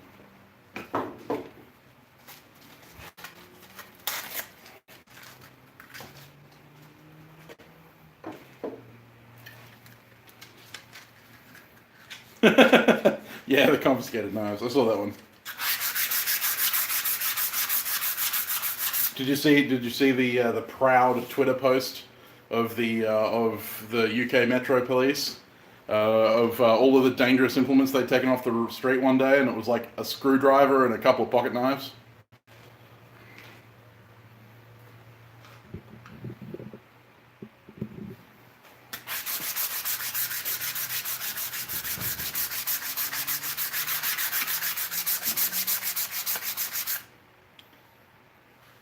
It makes me ashamed to say that I was baptized in the Church of England when I find out that the Church of England is pushing to ban pointed kitchen knives.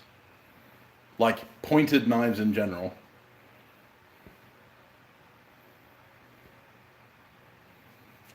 And if you don't know what I'm talking about, look it up. Because there was actually a petition started by some church leaders to ban pointed knives in the UK. Like, all pointed knives. Never mind that you can rob a store with a frickin' screwdriver. The Bud Plug Christmas tree. Yes, I've seen that. That was amazing.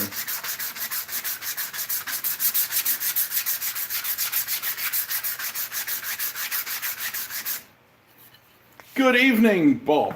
How are you doing this morning? It's an interesting way to say things, you know, like, good evening, how's the morning? Because it's morning for you. I hope you are well. Haven't seen you in a while.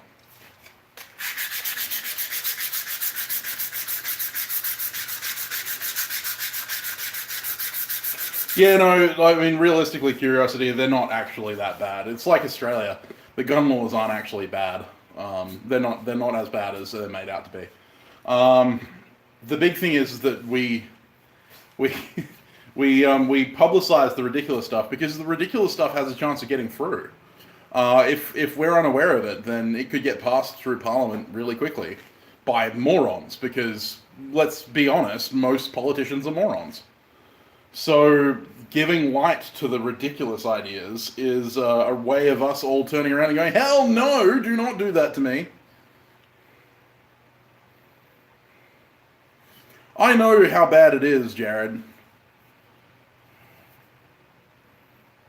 I know how bad it is. I would much rather they be a lot looser, but I can't fight it, so I just do with what I can.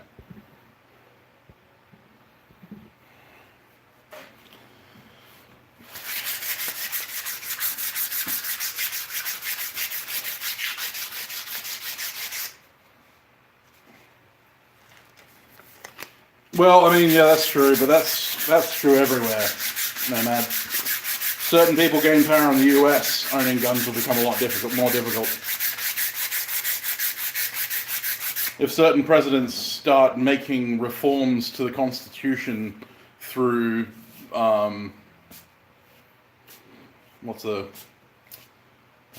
ability of the president to do things? Anyway. If one president starts changing the Constitution, then every president will be able to change the Constitution. Then if everyone's president's able to play with the Constitution, then eventually you'll have someone who's anti-2A, and they will repeal that, and boom! Gone!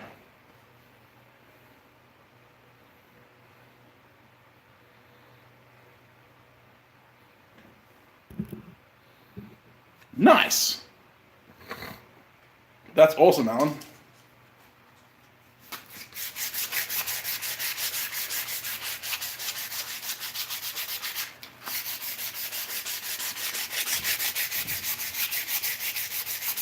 See, here you're not even allowed to carry knives.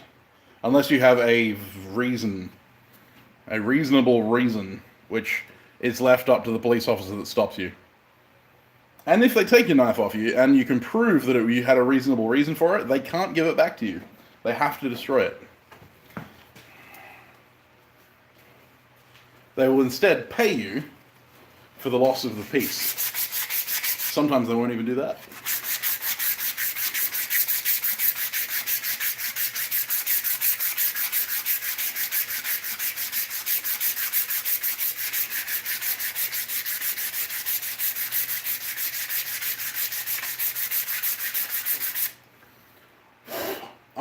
I almost got arrested in an airport for a credit card knife.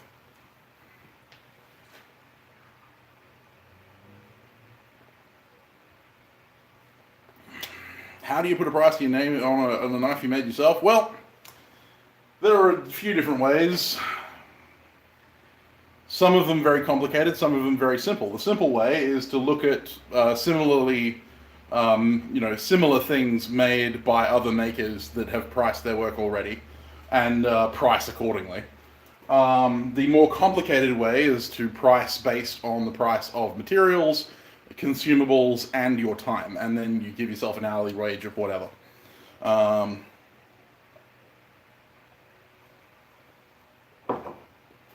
On production work, I price it based on replacement of material, consumables, and an estimate of time, because obviously each piece might take a little bit different. Yeah.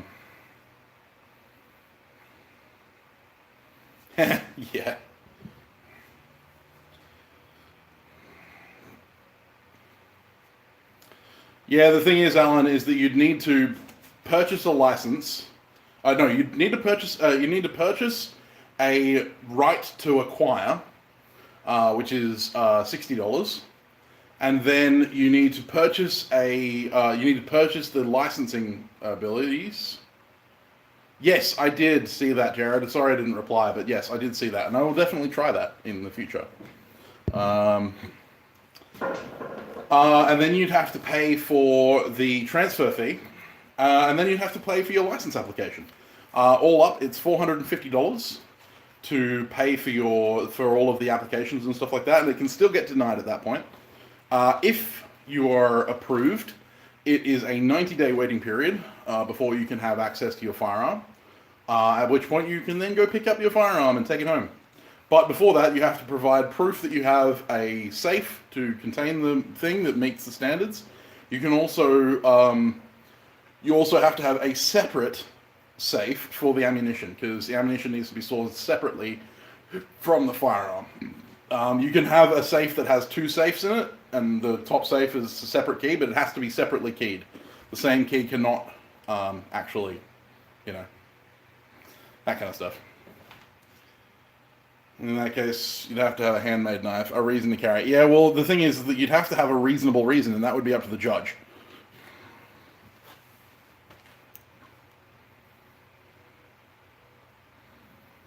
Yeah, I think you're right, Jared. 16 inches would be better. Hourly wage of $300. Not quite. I average actually my hourly wage at about $10, which is really low.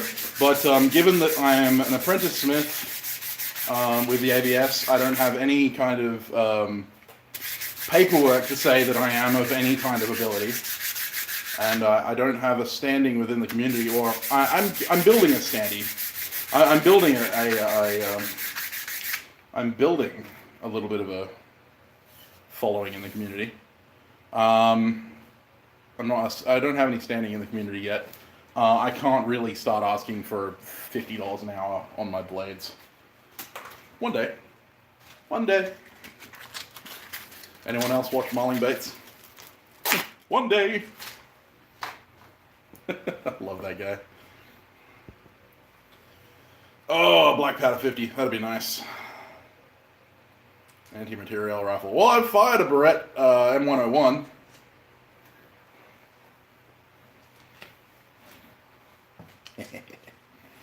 I've fired some fun guns over the years. Just because I'm in Australia doesn't mean I don't have access to some really fun guns.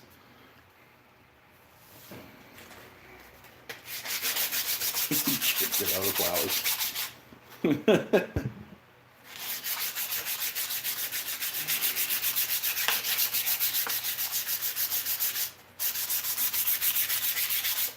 One day. I'm gonna have to do like a Marling Bates kind of parody, where I do a one-day knife build. One day! I'm just gonna do that. And hope that he sees it one day. Would I like to know a fun fact? Is it the fact that they built the gun before they built the plane? Or is it the fact that it's one of the only planes that is armored? Is it the fact that it's the only plane that stalls when it fires its weapon? I know a lot about the Warthog. It's like my favorite plane ever. But if you have a piece of information I don't know, I'm willing to hear it. I am excited to hear it. Tell me.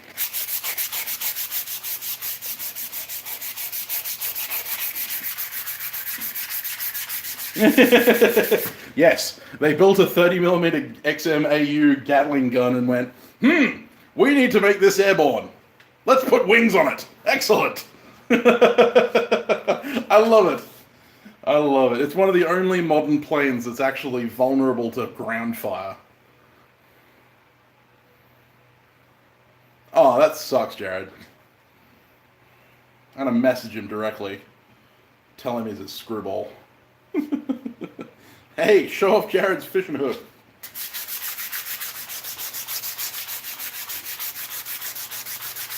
He's a busy man. He gets a lot of fan mail. I'm jealous. Not really. Yeah, I know, it's great. Because they're traveling supersonic. Blah, blah, blah. Bird.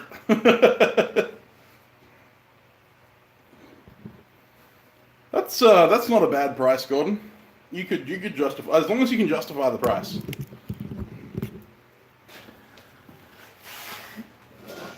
You need to be able to justify your price to your consumer. There are makers out there who will tell you don't need to justify yourself. You do need to justify yourself because these people are spending money on you.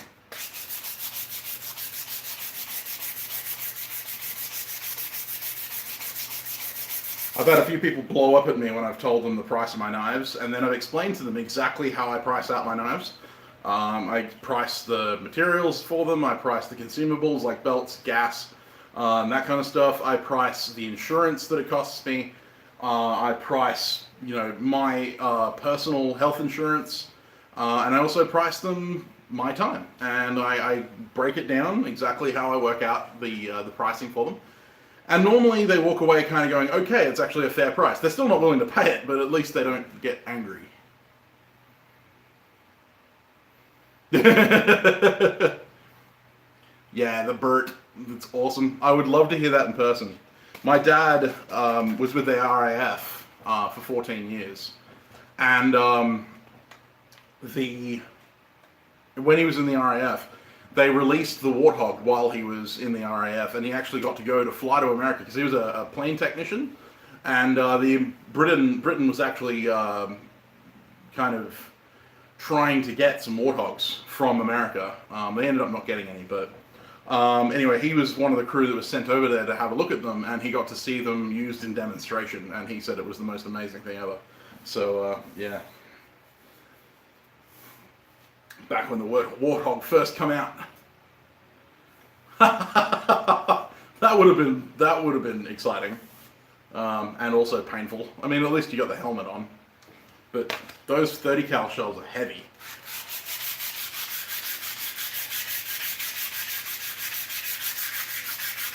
.30 millimeter, not 30 cal. 30 cal, fucking.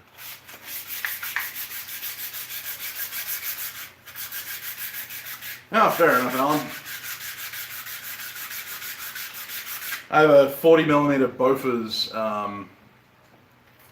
Oh, see you later, Jared. Thanks for dropping in, buddy. I'll see you in the comment section in Patreon. I have a 40mm Bofors shell from a 40mm Bofors ship-to-ship cannon. Yeah, that would have been crazy. That's the Globemaster, isn't it? Or the Globetrotter? C5. I think that's Globetrotter. Yeah, they're cool.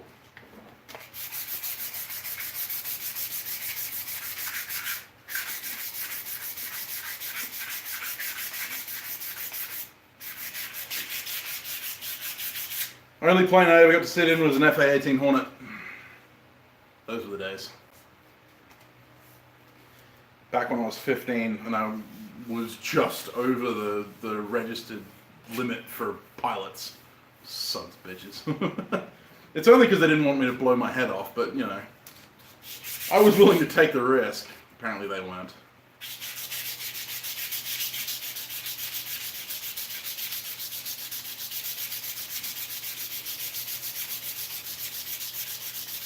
One day, hopefully.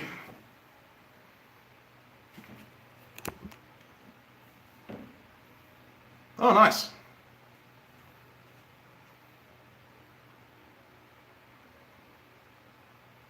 Yeah, absolutely. Curiosity. Yeah, the Globemaster and the Globetrotter are the two largest, the largest transport planes on the planet.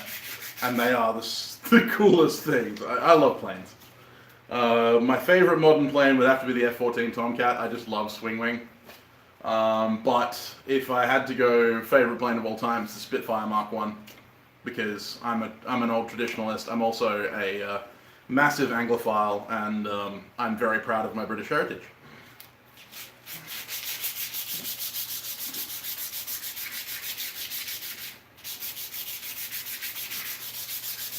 And while I haven't seen a Spitfire in flight, I have stood next to a V12 Merlin engine when it's fired up. And I tell you what, that thing's got some throat.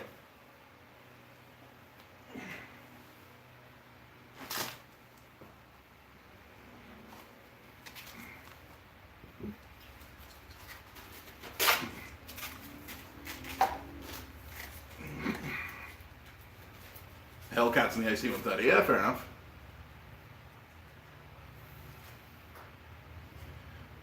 It's probably a little bit late for me to run the press now, because it's like 9 o'clock, 9:30. Yeah, it's 9:30 at night. And while it's not super loud, I'm trying to respect my neighbors. I did run the press today, earlier. So, you have to fly a P-51 Mustang? I freaking hate you, Bob. Love the P-51.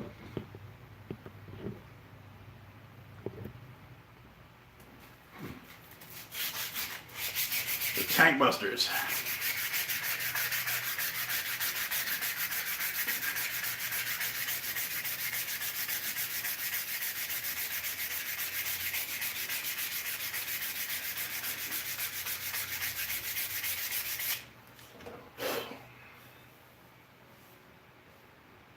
Talking about planes, what's your view on the F-35 Lightning?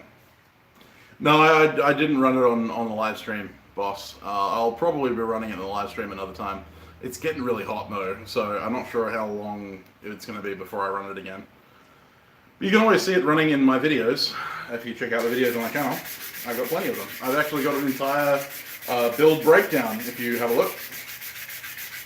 If you're looking at building one, I have if you go to my channel, you can look at the forging press build breakdown, I think I called it. And it goes through all of the angles of it running, and it also shows it running.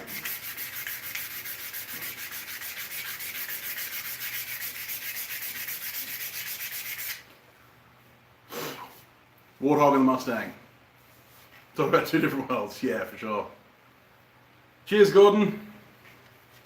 Thanks for hanging out for so long, mate. Have a fantastic day, or night, or wherever you are.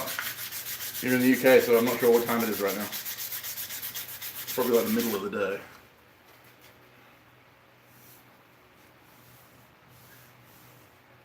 Oh, that's so cool, Bob.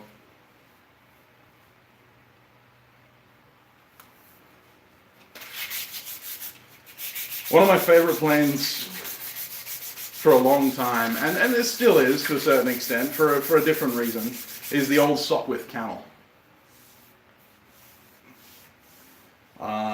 And for those of you who don't know what the Sopwith Camel is, it killed more people in training than, I think it killed more people in training than the Germans actually killed by shooting them out of the sky.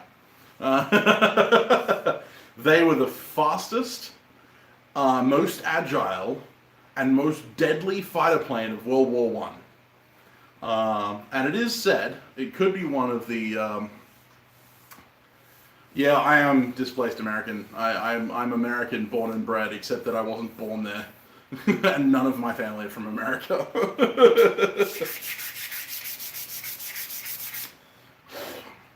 I feel like I should have grown up in the backcountry of Tennessee or something. Arkansas.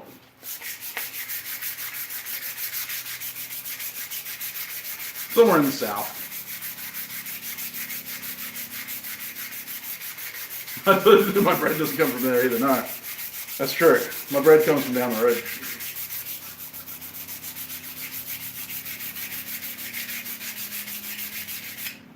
Got a nice little bakery down the road.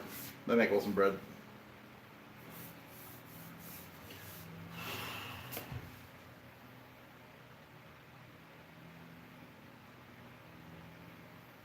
Hey, Tommy Tenorio. Thanks for checking into the stream, buddy. I'm glad that I'm helping. I'm glad that you can come to the stream. I hope you enjoy. I'm not going to be hanging around for too much longer. It's getting a bit late. But yeah, check out the Forgecast if you want to hear more from me. It's on Spotify and iTunes. We'll have a new episode out on Friday.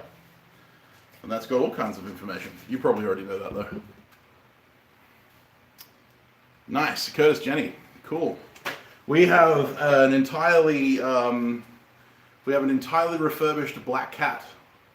One of the original black cats from World War II. But yeah, the Sopwith Camel. The reason it was my favorite plane is because I grew up reading the Biggles novels, and I'm not sure if anyone knows who Biggles is. But Biggles was a character who was eventually written into a series by an author. I can't remember the author's name right now off the top of my head, but he originally started out as a pilot in World War I, flying a Sopwith Camel, and he ends up going on all kinds of crazy adventures between World War I and World War II. He goes from everywhere, from a pilot to a foreign legionnaire to the flying. He's like the what do they call it? The air marshal.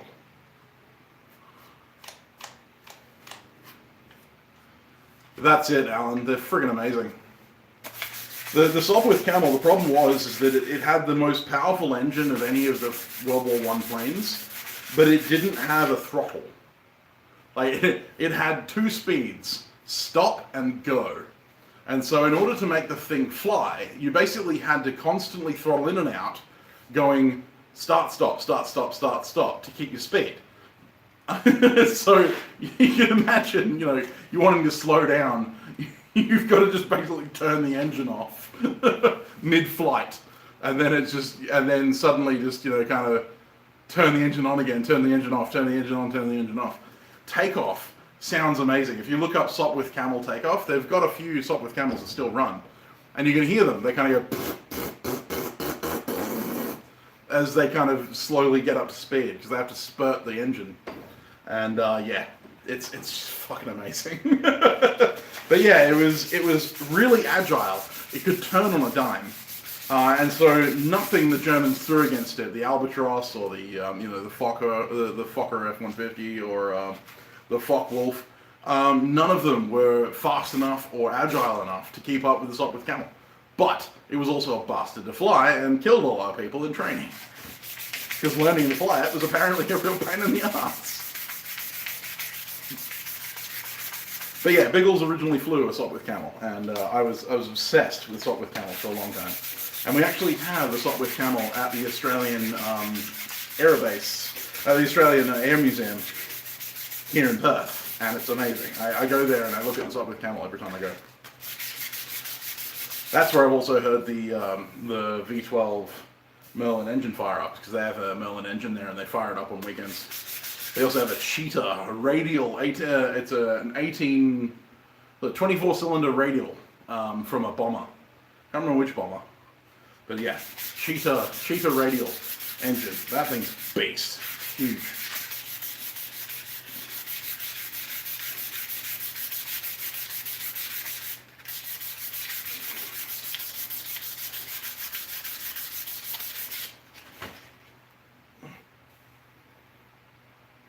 Yeah, that's it. Yeah, if you were going to be a pilot back in the war, in World War I, or even World War II, like even though they developed quite a bit of technology by then, it was still balls to the wall flying. You were just flying by the seat of your pants. You had to be a courageous mofo to fly a plane back then. I'll leave that to the real heroes. I'll just read about it. Well, their safety equipment basically came down to, if in trouble, open the cockpit and throw yourself out and hope for the best.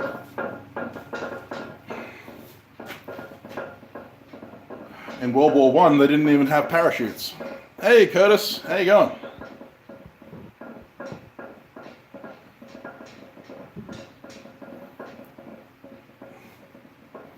Yeah, well, I mean, the British didn't work that out for a long time.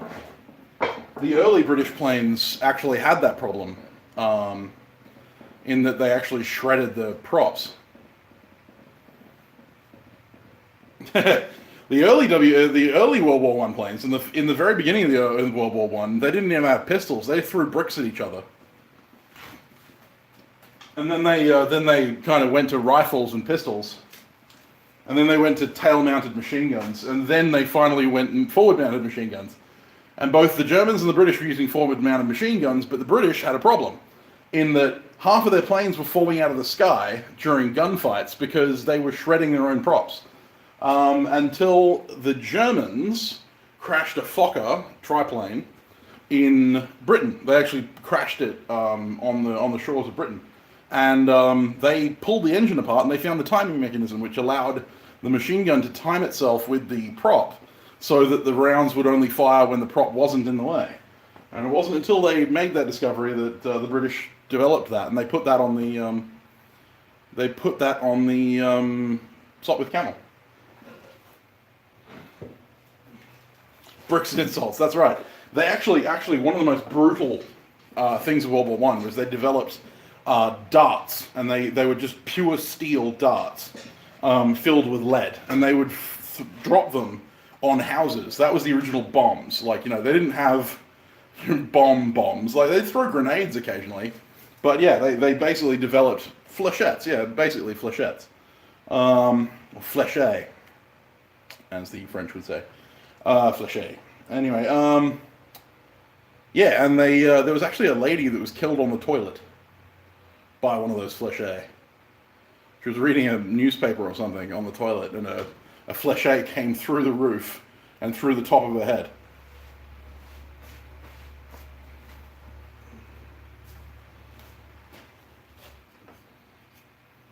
Like, what a shit way to go.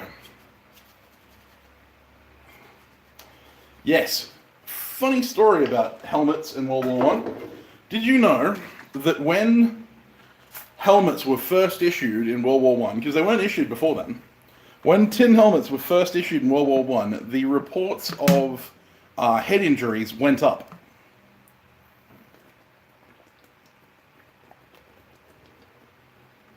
I wonder if anyone can figure out why. When helmets were first issued to the British troops,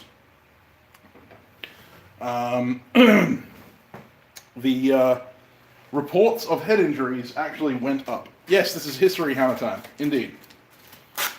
Got to make it entertaining, as someone said earlier. I think it was Matt Wyeth.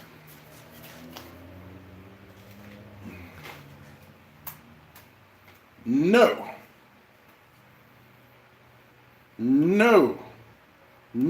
none of you are right. No, the reason the reports of head injuries went up is because, again, Curtis, wrong.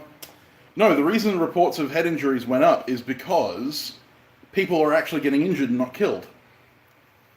So before, because you wouldn't report a head wound as a death. Like, you wouldn't report when someone died, you wouldn't report where they got wounded. You just say dead, KIA.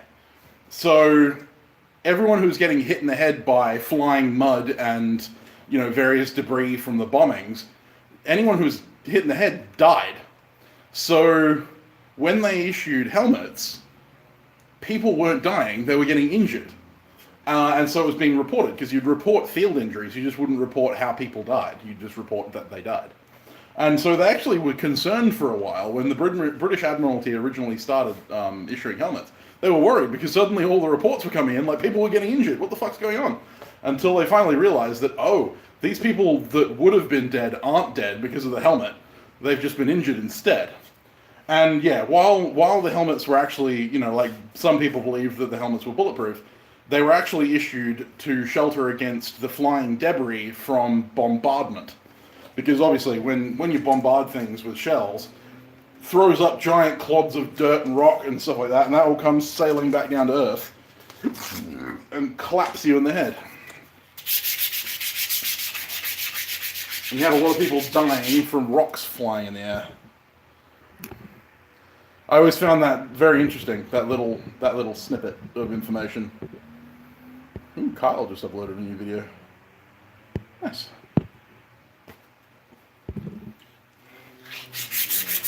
You commenting on my stuff on Facebook, Curtis?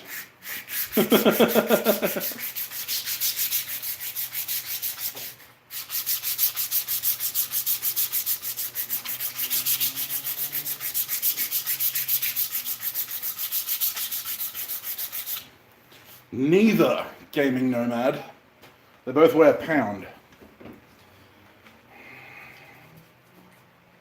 Here's a question. Which weighs more? A pound of bricks or a pound of feathers? Answer me that. The answer is pretty obvious when you think about it.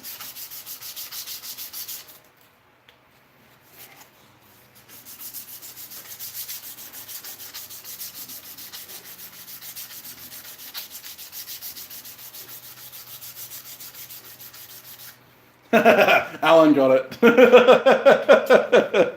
Alan got it. And yes, gold does have a gold. The gold standard does have a bit. Yeah, no, Alan got the joke. Pound of feathers weighs more because you have to live with the weight of what you did to all those birds.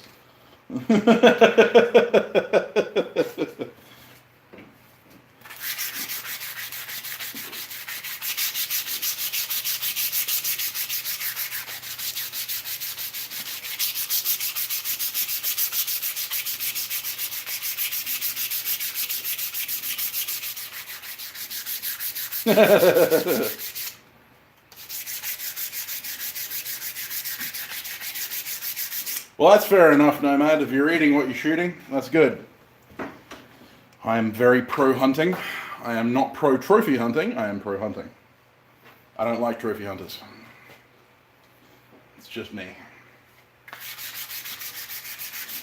And when I say trophy hunters, I'm not talking about people who take the trophy and everything else. I'm talking about the people who go out there purely for the trophy.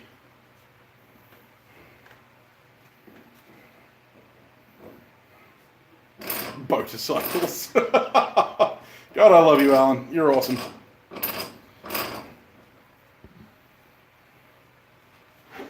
Good one, gamer. Gaming nomad, I should say. Motorcycles.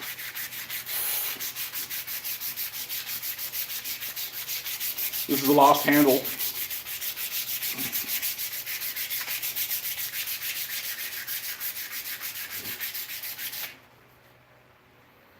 Nomad, shall do, or I'll try at least. Yeah, no, hunters. The big thing is that there are people who go out there purely to pick up a rack of antlers. That is true, Alan. That is true. Although I am a gentleman and I'll do whatever I'm asked. If I'm asked nicely, at least. Alright, Nomad, thanks for checking in, buddy. Call it a night. Isn't it morning for you? Hey, Back 40. How you going, buddy?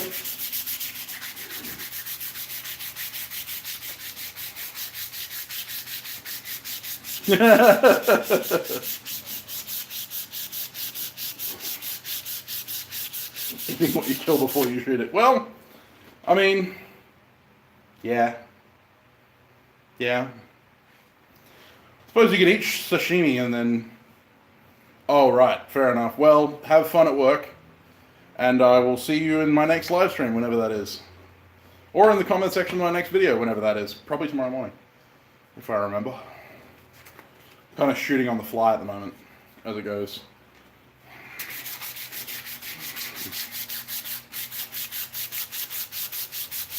If you ate sashimi and then shot the skeleton of the fish, would that technically be like eating it before you shoot it? Think about it.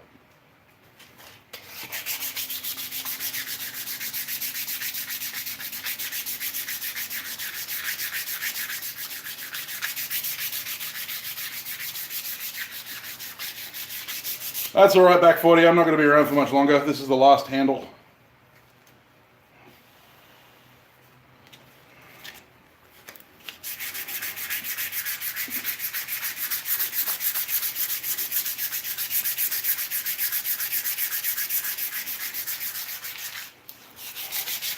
Fair enough, mate. Have a good time at school. There's your exception to prove the rule. Yeah, I suppose so. I know a couple of people who eat raw red meat. I can't do it. I can't handle it, man. I can't handle it. Whew.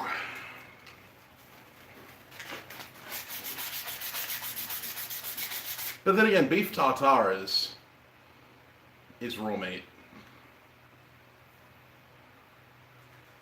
Oh boy, yeah, well.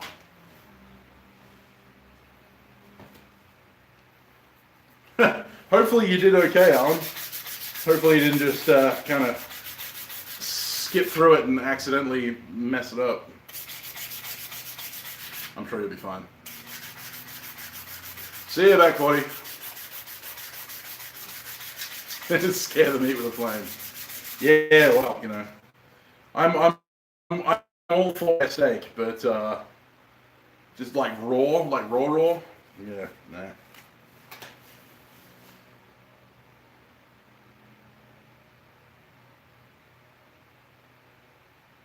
It was Winston Churchill that said that he likes his martinis. He likes his gin to have glanced the vermouth from across a smoky bar. That's how much vermouth he likes in his martini.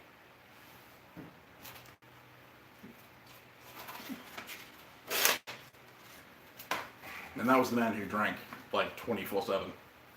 Winston Churchill is my idol. Not really. I don't drink that much. But I do like Winston Churchill.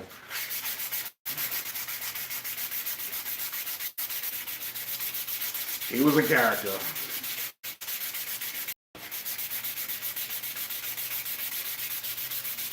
Winston, you are drunk.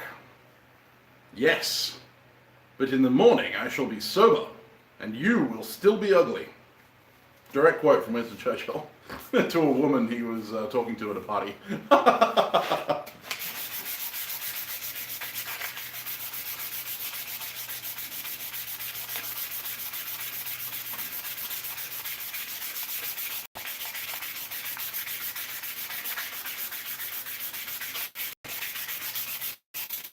So if you ever hear that saying, you know, like you're drunk, or you know, in the morning you'll still be ugly.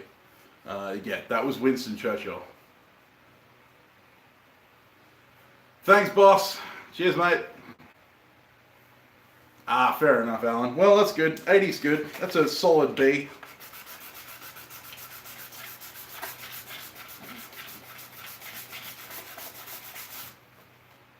B minus. It's a passing grade.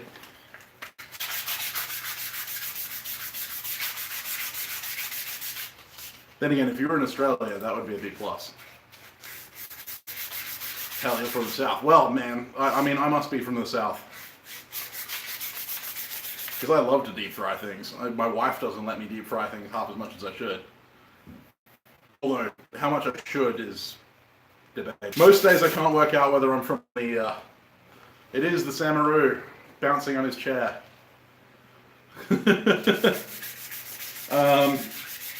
Some days I can't work out whether I'm from France or from south of, you know, from southern United States.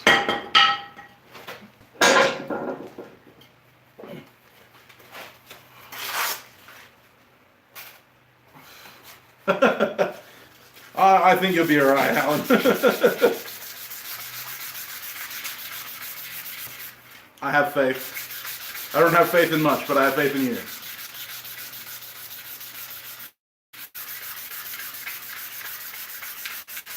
If that means anything. Me.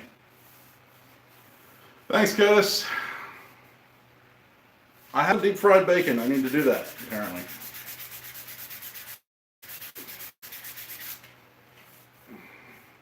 Got a pan of oil right here. Let's fire up the fryer. Let's go. Although I wouldn't fry in this stuff. It's a bad idea. That today. It was a bad idea, but I was desperate. It was a good quench. Did the job. But don't do that, please.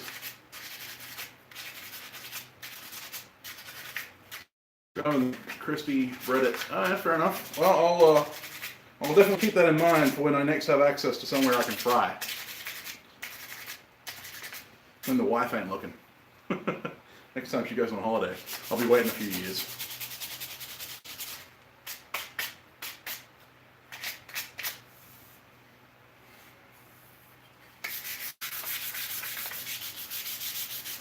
Alrighty tidy, lefty loosey. That's all of the handles sanded. Don't knock that off down, please. I want to clean that up.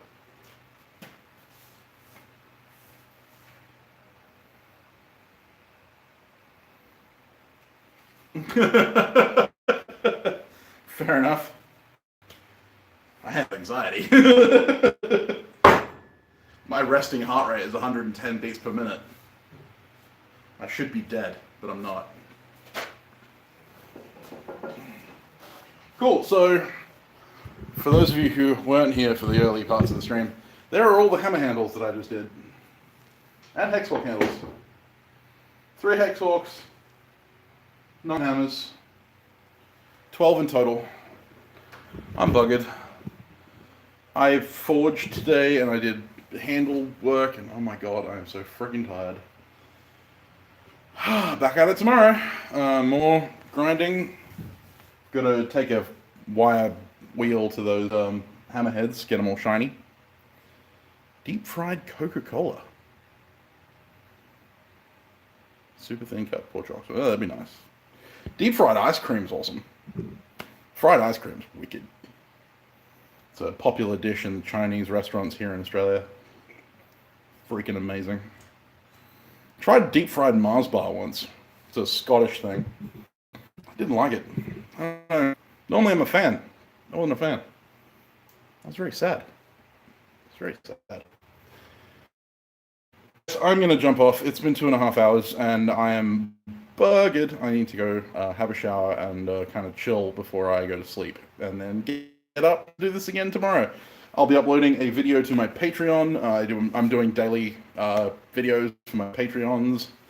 I'll be doing a short catch-up vlog tomorrow for the main YouTube channel. But if you want to see more content, you'll have to go to Patreon, unfortunately, because it's the only way I can get back to my patrons at the moment, and they are the guys that are keeping me breathing at the moment. So thank you to them. With that being said, I hope you all have a fantastic night or day, and you will either see a video from me later on this afternoon or on Saturday. I'm probably in the forge on Saturday because it's going to be 40 degrees Celsius, which is 105 degrees Fahrenheit, 105, 107, somewhere around there. So instead I might be doing hand sanding or something else along those lines. We'll see. But I'm glad you could be here with me. Thank you very much. I will see you again soon. Bye, guys.